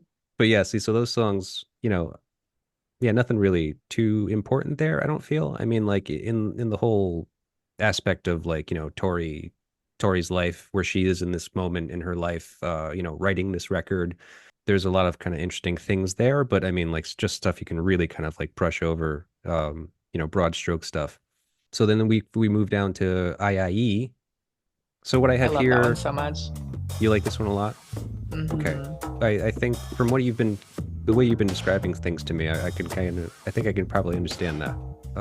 So what I have written here is, some of you know that we like really good wine. So I wasn't quite sure if the things I was seeing was from that or if they were really happening. So it sounds like to me this is like a hallucination almost. And it was a strange time. I had a bad pregnancy and lost the baby, and I started having this vision of this little Pueblo boy everywhere I went. And we knew it wasn't a little boy, so I really didn't know who he was. And the wine really wasn't that good, you know what I mean? So I would close my eyes when he would appear, and I would follow him, and he would say things like, "Come, rabbit, come on." And I would go. And we had this 1959 convertible, and he was a little Zuni boy, a Zuni or Pueblo boy.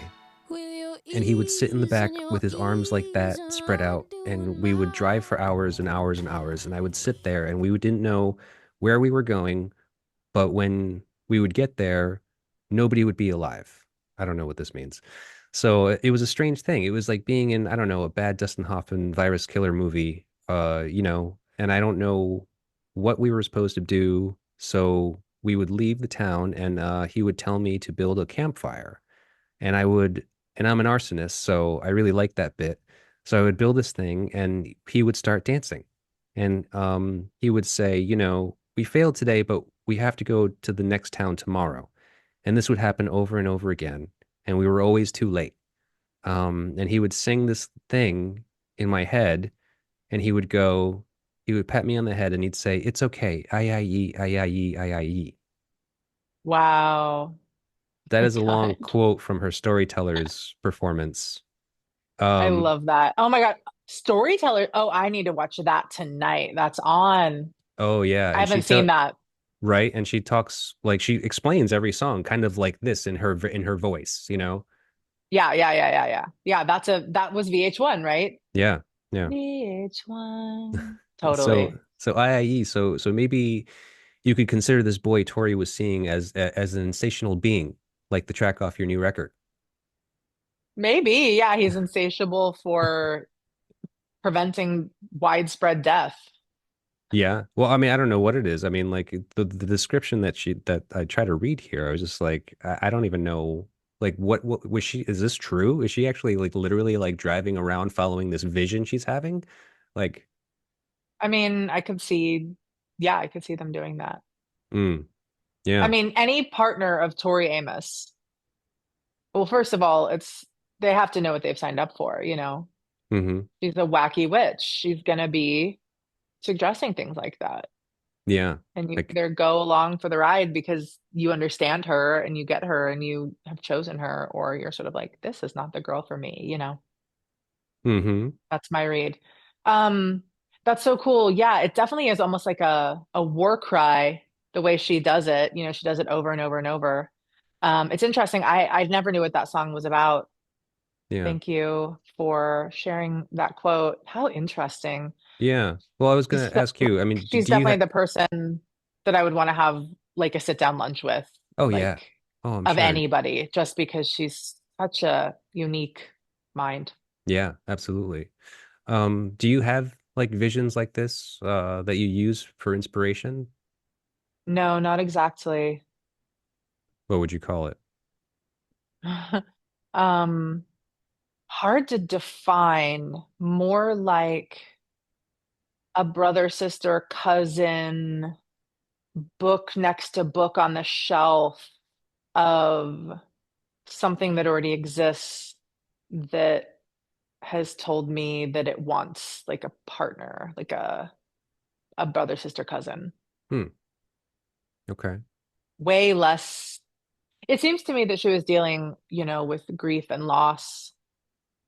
And I think Tori is also an incredibly tapped in person.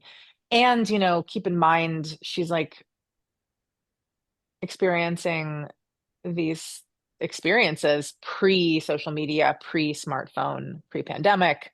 Hmm. Um, it was such a different world back then. It was so much purer. We were so much closer to source. We had so much more of our own time and our own psyches in our own hands. I long for that time Hmm. with every fiber of my being.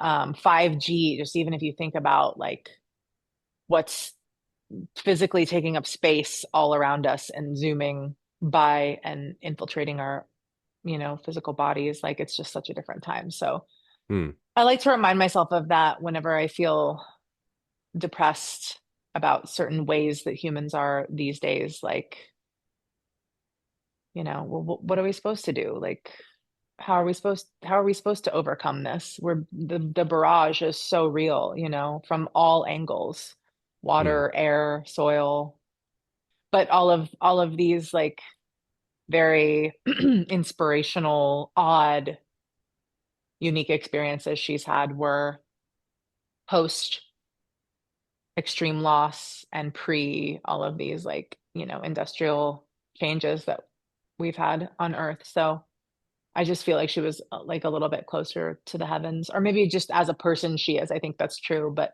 also like people, all people then were just a little bit less scattered and torn in a million directions, you know. Oh yeah. Right. Okay. Well, we're gonna need to move on. Liquid Diamonds is the next song, and that's another really tough one. How do you feel about this song? I fucking love this song. That's how I feel about it. Yeah. Okay. Why is that? Like, or like, do you fucking Yeah. love it? Yeah. So I love the way she delivers the lyric Liquid Diamonds. It's like you can barely understand what she's saying. Hmm. And it's like she has so many notes inside of each word. like each word only really has two syllables, but she makes each word have like four or five or six syllables, and she's Hmm. in her like chest and head voice. And I mean, oh my God, when Tori's in her head voice, just like the world stops, like eargasm, you know? And her piano part is so gorgeous. This song gives me chills. Hmm. Okay. It's a complex song. So that's why I don't really have anything to say about it. Like, I mean, as far as like, lyrically, what it means with the content of it, no real idea. And I've really dove into this and I still can't figure it out. It's super complicated. And then musically speaking, again, also a very kind of difficult one to tackle. It's good. I like it, but I can't say why. It's one of those things. It's like it's really hard to kind of understand and kind of explain. Yeah. I will say, like, to anyone looking for like a master class on like how to be a good singer, listen to this song. She, similar to somebody like Doja Cat, who embodies like the rapper, the like baby voice haver, and then the like hard voice haver, and then the like really beautiful, like gentle, tender singer, and then the like more like full chest voice singer. Hmm. Tori's doing all of that inside this one song. She really does have like a proper, like almost like rap bit in the end, which she then like ties into this like perfect like slide of like he's ending the rap and going into like a chest voice thing and then up into this head voice thing, this falsetto, beautiful thing, which just like trails off into infinite reverb. And it's just, it's Yeah. just so beautiful. Yeah. Okay. Very cool to know. Um, the next song is "She's Your Cocaine." Kind of really on the nose song, I feel. I Yeah. don't I don't feel like there's much to this, and I don't even know how well it connects to like the rest of this album. Mm. Yeah. I don't either.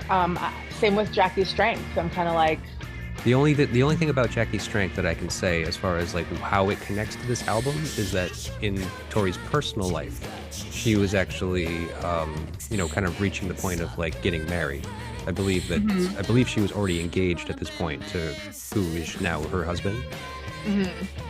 Um, and so that's the only connection I can make there because Jackie's Strength is it seems very much it's like about marriage and it's about like as Yeah. someone that's conflicted with marriage and like I don't know this connection with Jackie Onassis and obviously the strength that she showed through her husband's assassination and so forth and having to you know uh perpetuate that strength to the country to the nation Yeah. that is watching this whole thing go down Yeah. so that's the thing I mean and so she's your cocaine this kind of I guess almost kind of is like that too because if we're thinking about Tori's personal life at this time that she's writing this record, I mean she is in grief due to her miscarriages, but she's also going to be a wife. She's going to get married, and so I think on the next song, Northern Lad, and the one after that, Hotel. These are the ones that kind of like delve into her personal life at the moment, where I think that maybe she's a little conflicted with where she is, or at least not conflicted, but needs to kind of come to grips or to just make some kind of, you know, personal concessions to like, is this the thing that I really want to do? Is this what has to happen now? You know, because like Yeah. marriage is a huge commitment. Um, you're not married, correct? No. And you've never been. No. Okay. So kind of like you were saying about, having children and or having a dog, I mean, these are major commitments that are going to kind of like, change the course of your life, really. Yes, I've been proposed to twice and it never felt right. So I said, like, absolutely not. Yeah, right. I would never take something on like that, if it didn't feel right. So Hmm. it feels right with Kyle, and he and I talk about it sometimes, and so we'll see how it pans out Yeah. and when it pans out. But yeah, it's interesting. I'm thinking now about She's Your Cocaine, and I've had this thought before, but it kind of like went on a detour. I wonder if it's like she's singing to like her future husband's brother, and like observes the social dynamics inside the family, you know. She's kind of like, you know how we all have feelings about our like significant others, brothers and sisters or parents. Hmm. Like kind of she's, I don't know if her husband has a brother, or maybe it's like her friend's brother or something related to her, but not like she's not talking to her lover, I don't think. Okay. Well, I don't know. I don't think you're far off because I mean the quote that I have here from that she had said is say we're eating dinner, right? And one of these girls is at the table and there's a big party for us. Some of these guys are going, "Isn't she the sweetest thing you've ever seen?" And you're going, "She just murdered the girl next to you. The girl you brought is like a walking corpse because of this other girl." Like over the head. They don't even get they don't even get these slime walking. These women try to get in and act like they're your friend. They act like they're your best friend, and so they find out all of your secrets. They find out everything, and then they go to your man or to your other friends and just completely ruin your relationships with them. I'm telling you, they are Lucifer. Lucifer with boobs. Tori, I love her so much. She's wild. She really is She is a wacky wacky witch. witch. That's right. Yeah, exactly. Yeah, I think you were getting pretty That close. part. Yeah. All right. Well, so then Northern Lad. Um, So now, yeah, now we're on. I mean, I personally feel like the first like three, four songs of this record are like immaculate. mhm. And then I love IE and I love Liquid Diamonds, right? Jackie's Strength, meh. She's Your Cocaine, meh. And then these final four songs are just like absolute perfection, especially like the way Mm. that they flow into each other. Okay. All right. Well, so Northern Lad says, my heart goes out to where that song comes from. It's very much about thinking you were loved for who you were and realized you weren't, and realizing maybe you don't love yourself. The line, I guess you go too far when pianos try to be guitars, is just about never being enough. I felt that with my instrument sometimes wanting to be Jimmy Page. You can only be you. A lot of times it's never enough for people. Yeah. Yeah, I feel like she got a lot of scorn from critics, um, who said that she was like trying to capture just the sort of like shock value, Mm-hmm. like shock, like grabbing lyrics when I think she was just being like fully herself. And same with Amanda Palmer. Again, like neither of them have ever sugarcoated anything. And you know, Tori's a little bit more like poetic. Amanda Palmer's just straight up like in your face delivering. But I just think that they both have like a very acerbic lyrical way, and that like maybe especially like male critics, but maybe even female critics just like couldn't roll with it, couldn't accept it, Yeah. even though the music is what it is and the vocal prowess is what it is. It's like the lyrics I think always gave critics like something to latch onto and sort of like complain about. I But mean, that song is just, it's just so beautiful. It's like had a it's the love northern song. lad not exactly had, that's the first lyric. Yeah. Had a northern lad, well, not exactly had, but, and then it's just like I just don't, she just writes unlike anybody else. It's so her personality, and it's so clear that like it's a Tori song. Like if I could just read the lyrics, I'd be like, that's Tori Amos, you know. Mm-hmm. She has such a voice. Right. And then it's just really like one of the few just straight up piano songs on the record, you know. It's not like there's no like trip hop going on. It's just very like right up against the chest. There's no layers, or you've been saying this whole record is very filled with layers, you know, Mm-hmm. instrumentation and vocal layering and doubling. And this one's just so visible and vulnerable. Yeah. Okay. Now, based on the quote that I had read for you, specifically, you know, you kind of like think about that quote says, the line in the song, I guess you go too far when pianos try to be guitars, and then it says how's, you know, you never feel like you're enough. I mean, I suppose all musicians always are looking to grow musically, you know, and so to think that, you know, you might be comfortable with where you're at right now could be a ludicrous assumption to make. But so, two questions. Are you happy with what you've made up to now? And where do you see yourself in your next era? Mm-hmm. Yes. I'm so proud of Love Spells. I can't believe how gorgeous it sounds. We've been told that it's a work of art by a number of different people from different places and realms in our life.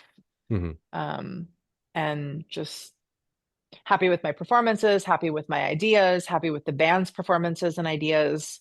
I Mm, feel like we it's captured awesome. everything in a really clean, clear, true way. I feel like we worked with a team that really reflects our ethics and our morals and our ethos as a band and our brand as a band.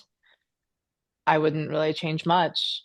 Um, and same with like everything I've ever put out to get here, you know, like I've played with trip hop and played with like folk and Americana, and I've played with just like voice as an instrument with effects.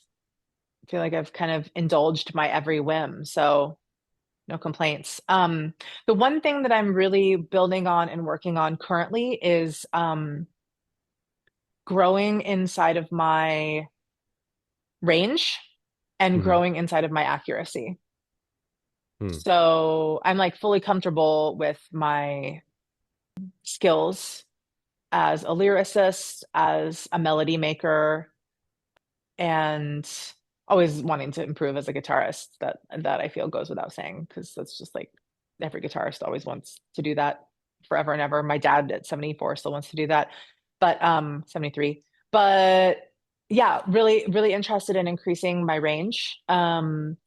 And keep on kind of honing the flip between chest and head so Hmm. that every single time it's what I want it to do. And really, I've been coached that like not thinking about the flip is the way you get the flip to be right. And I've employed that in the last two gigs, and it's 100% true. It's just like so crazy. You just have to like allow it to happen, really. Hmm. Okay. And yeah, and then accuracy. Accuracy as a singer is always just like you have to be able to hear yourself, and that just comes down to like how good the sound is at the venue and figuring out your placement in the studio. So are you both cans on and you're only hearing yourself in the loop of yourself in, you know, the headphones, which is basically like your wedge, or are you one on, one off, and you're hearing yourself in the room, and Hmm. it's more about that? Or are they both off and behind your head, kind of resting on your ear bones back here? I Hmm. played with all of those, and it's just really individual and personal for each singer, like what gets them the best accuracy. Also, like resting your voice before you sing is so important. It's so Yeah. important, but also warming up is so important, and what's the best warm up for you. Like these are all things that I feel like every singer kind of has to hone for themselves, and I'm definitely in that place still. Yeah. Okay. Cool. Well, that sounds great. I mean, it's a great aspiration, and it's like, I mean, I'm not surprised that you're saying these things, and it's not because that you're not good at what you're doing. It's just that as a musician, you always want to be better, Yes. and it's just interesting where you focus your energy at the moment.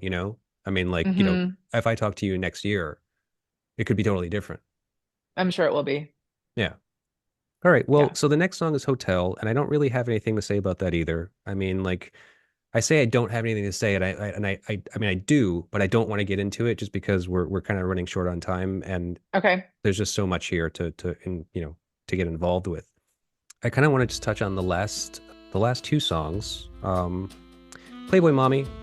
I just want to do something to lighten the mood a little bit because Okay. all of the content so far has been so dark.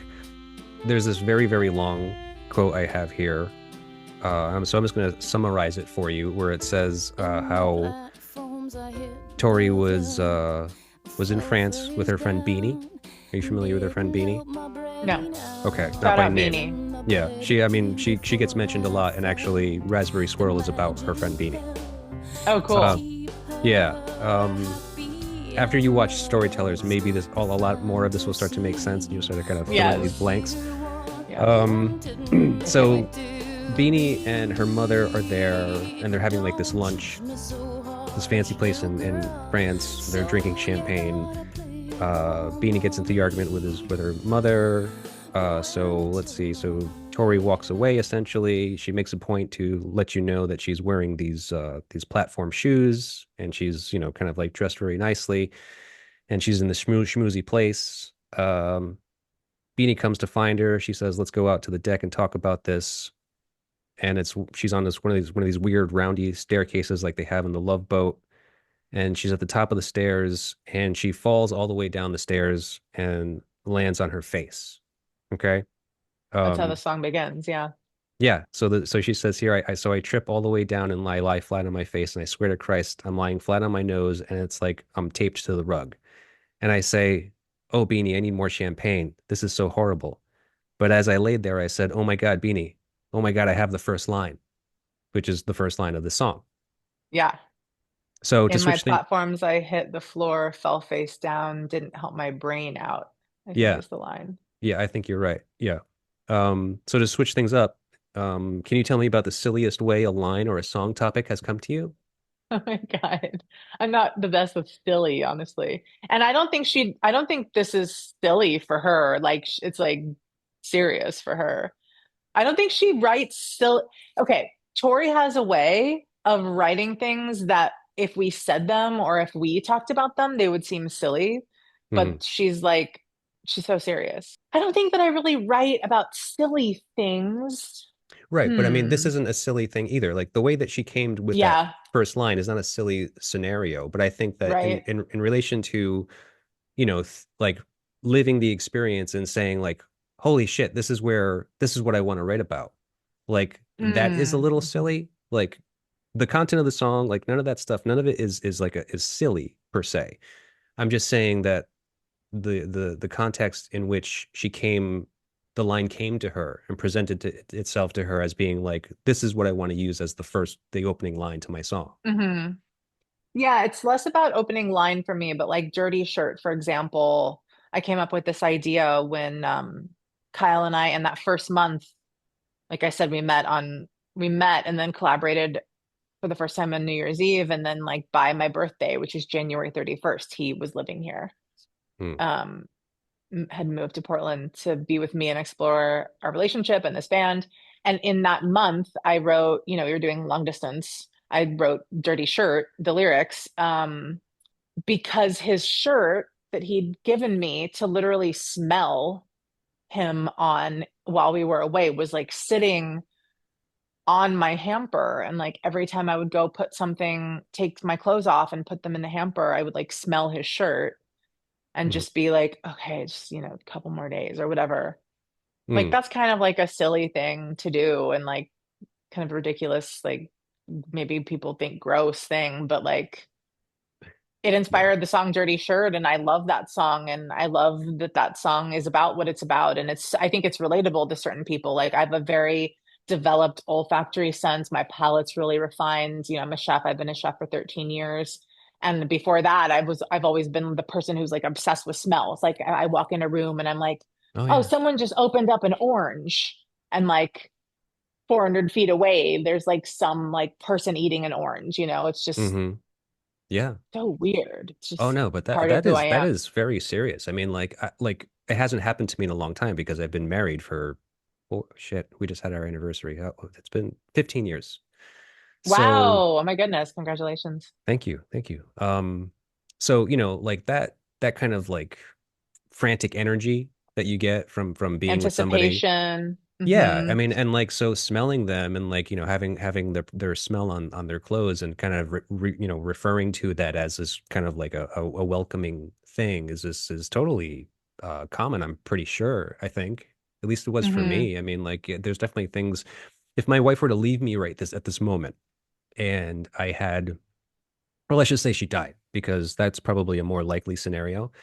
Uh, uh, um, is that and her clothes was remained in my home, and Hmm. I would have to go through it obviously and stuff like that, and yeah, I would be able to smell her clothes and have it Yeah. remind me of her. I Oh yeah. mean, it's yeah, I mean, smell is so powerful. Just you smell certain things and you kind of get put right back into some time in your life where you're like, holy shit, I remember smelling this and this is what I was doing and this was what it was or whatever. Yes. Yeah. The lyric is your dirty white shirt rests on my hamper in a ball. Whenever my heart starts to hurt, I smell the armpit and recall. That's the second verse of Dirty Shirt, which to me is like the most on the nose lyrics I've ever written. Hmm. Um, but it was just true. And what else could I do? I mean, I just had to say it. Mm-hmm. Sometimes you Sure. just have to say it, amidst abstracted, bizarre wordplay ways of saying things. You can also just sometimes say this, the thing, as like plainly as possible. Right. Absolutely. So Okay. that's, I guess, like the silliest. Sure. Yeah, we'll just use silly, but I understand. It's not silly necessarily. Yeah. Yeah. All right. Thank you Well, for let's understanding. of course. Of course. It's my job to understand. Okay. Let's move on to the last song, Pandora's Aquarium. So, let's see. I don't have to read this quote I have here. I think that it's just important to kind of think about this song in a couple of ways. First of all, it was the first song that she started to write after her first miscarriage. And so it was kind of the gateway to this whole album. Secondly, let me look at the lyrics actually. Line me up in a single file with all your All your grievances. grievances. Stare, but I can taste you're still alive below the waist. Ripples come and ripples go and ripple back to me. Now, the water is a huge factor in inspiration for her for this record. She was living by the water, and I guess she Mhm. had spent a lot of time sitting by the water and just kind of observing the tides kind of coming and going, and probably making that connection to life, the cycle of life, if that's what you want to call it. So I was wondering, do you think there is any I love that. coincidence that this song deals fairly closely to the idea of the cycle of life represented by the flowing of water, and your band's name being Death Doula, meaning for me, to me, it means the assistant to welcoming death as opposed to life. Mm.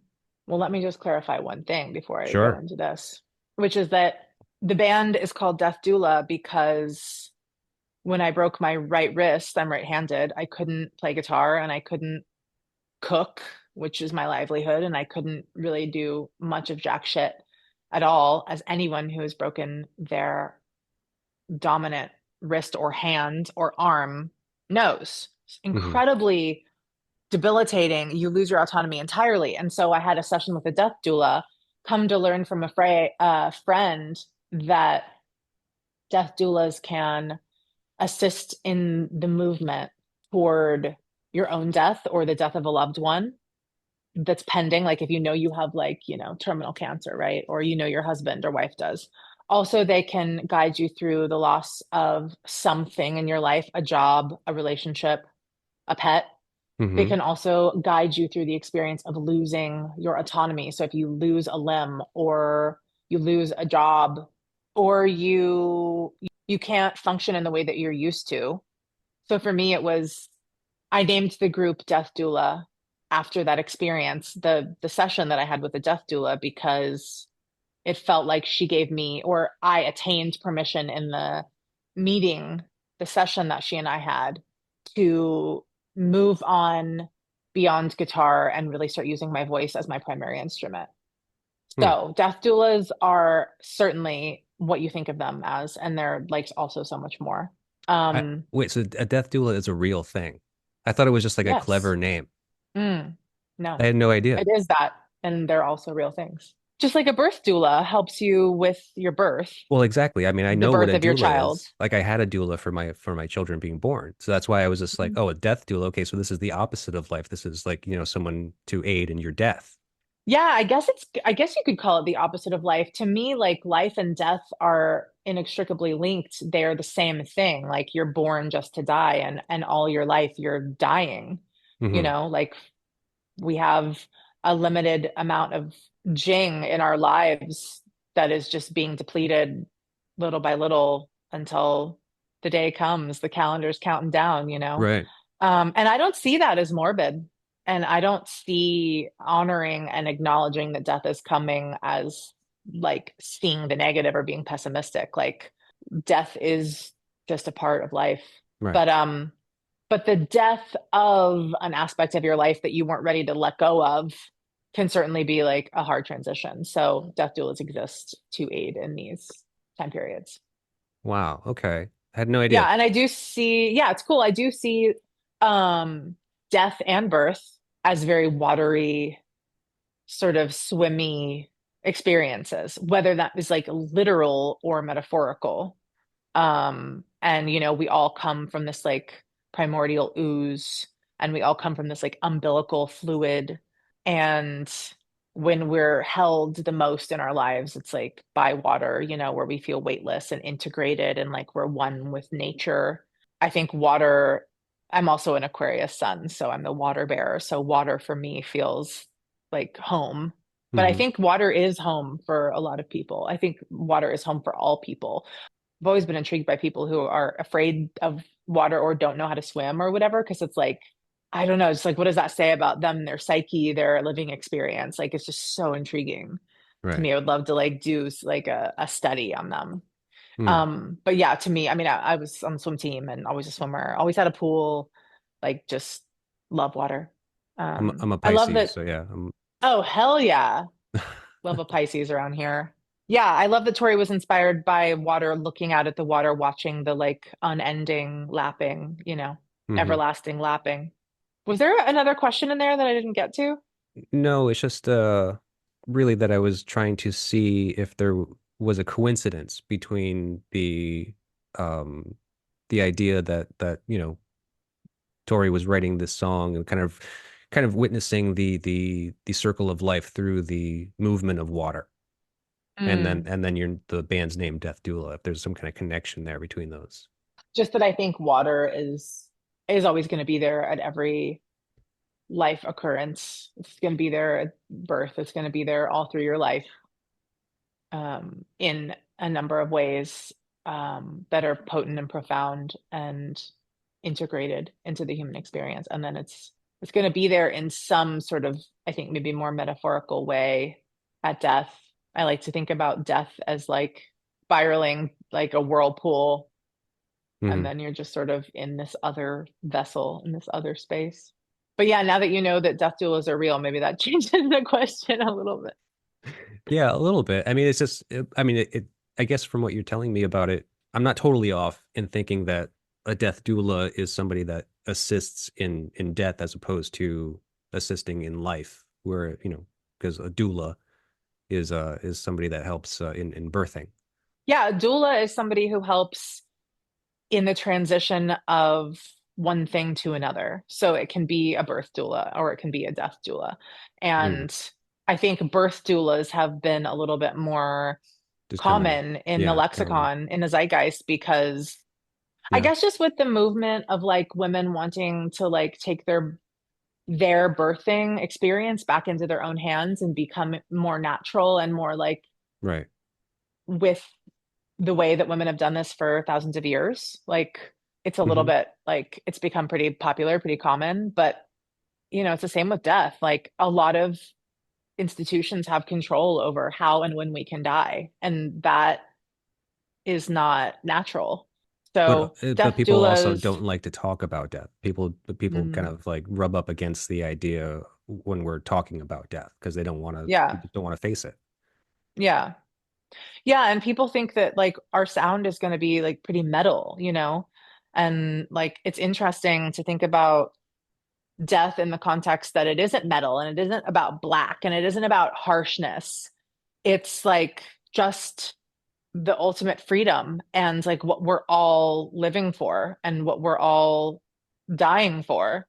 And it happens for everyone, and it isn't morbid and it isn't, you know, wrong or bad. Like, Right. what if we can sing songs and make art about it in a way that isn't like fraught with fear?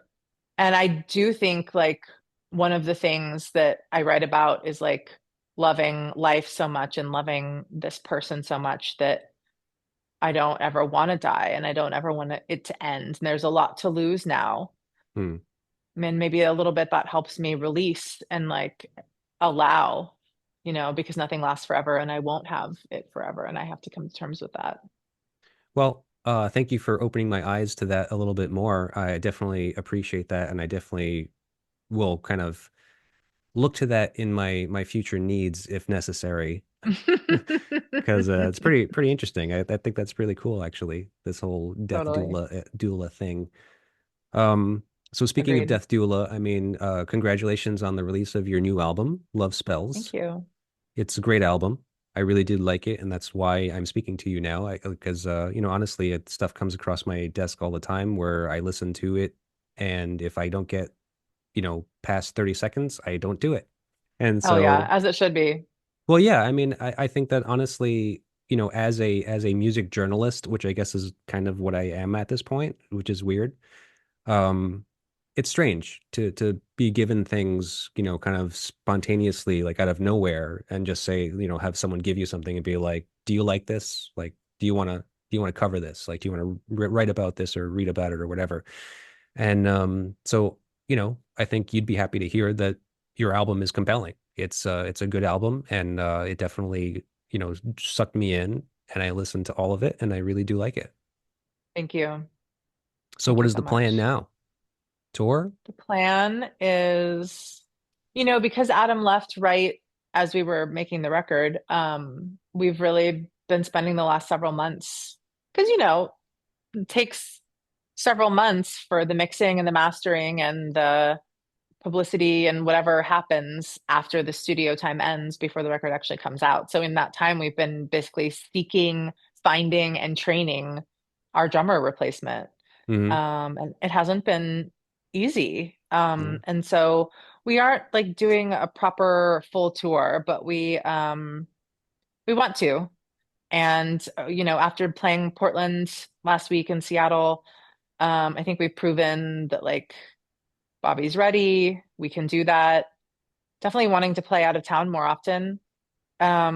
We all kind of have jobs that are a little bit on the more flexible side because we want to be able to do this. But Kyle's job is probably the least flexible. And so we're just kind of working inside the parameters that we have, Yeah. for right now.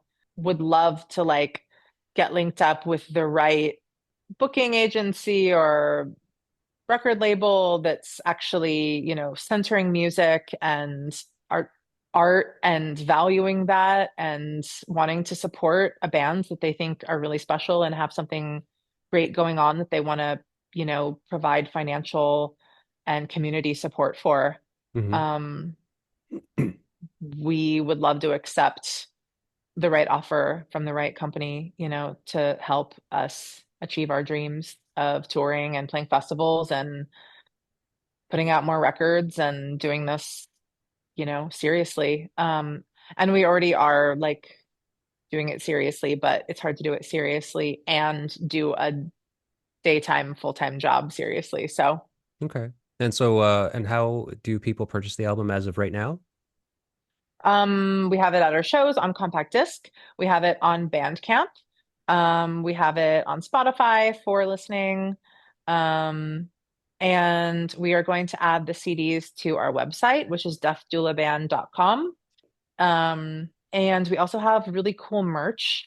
I am a vintage picker and sourced like 25 t-shirts, unstained, no rips or holes, 100% cotton, really great quality, good feel broken in t-shirts from thrift stores and Mhm. yard sales. Washed those, screen printed those. They're Oh, gorgeous. I it did a little run with it bleach. it lost its Res original aroma. Yeah, we washed that dirty armpit right out. Damn it. Um, I did a little like 5 or 10, I think maybe more like 10 that are bleach dyed. So yeah, and those have been selling really well. So they're all one off. So it's hard because it's like we'll add the item to the website and then it'll be sold. And it actually has typewriter written lyric sheets. So you can read all my lyrics for all of our songs that I Okay. hand typed on our typewriter. Nice. It's a pretty cool little, interesting and unique bit of merch. Yeah, it's like liner notes, but Yeah. like, on a website. Right, right. But also like kind of more personal because it's like it's coming directly from you. It's not even like you're printing these out. Yeah, exactly. Typewritten and then just like scanned in and a whole page dedicated to the lyrics on the website. Hmm. Okay, cool. Well, it sounds Yeah. great. Thank you. Thank you Great, so much Kerry. for chatting. Appreciate you. Glad we got a good reception Yeah, we got it situation. figured out. finally. Absolutely. Thank you for being patient with me. Awesome. Thank you so much. No problem. Thank you, Kerry. Acting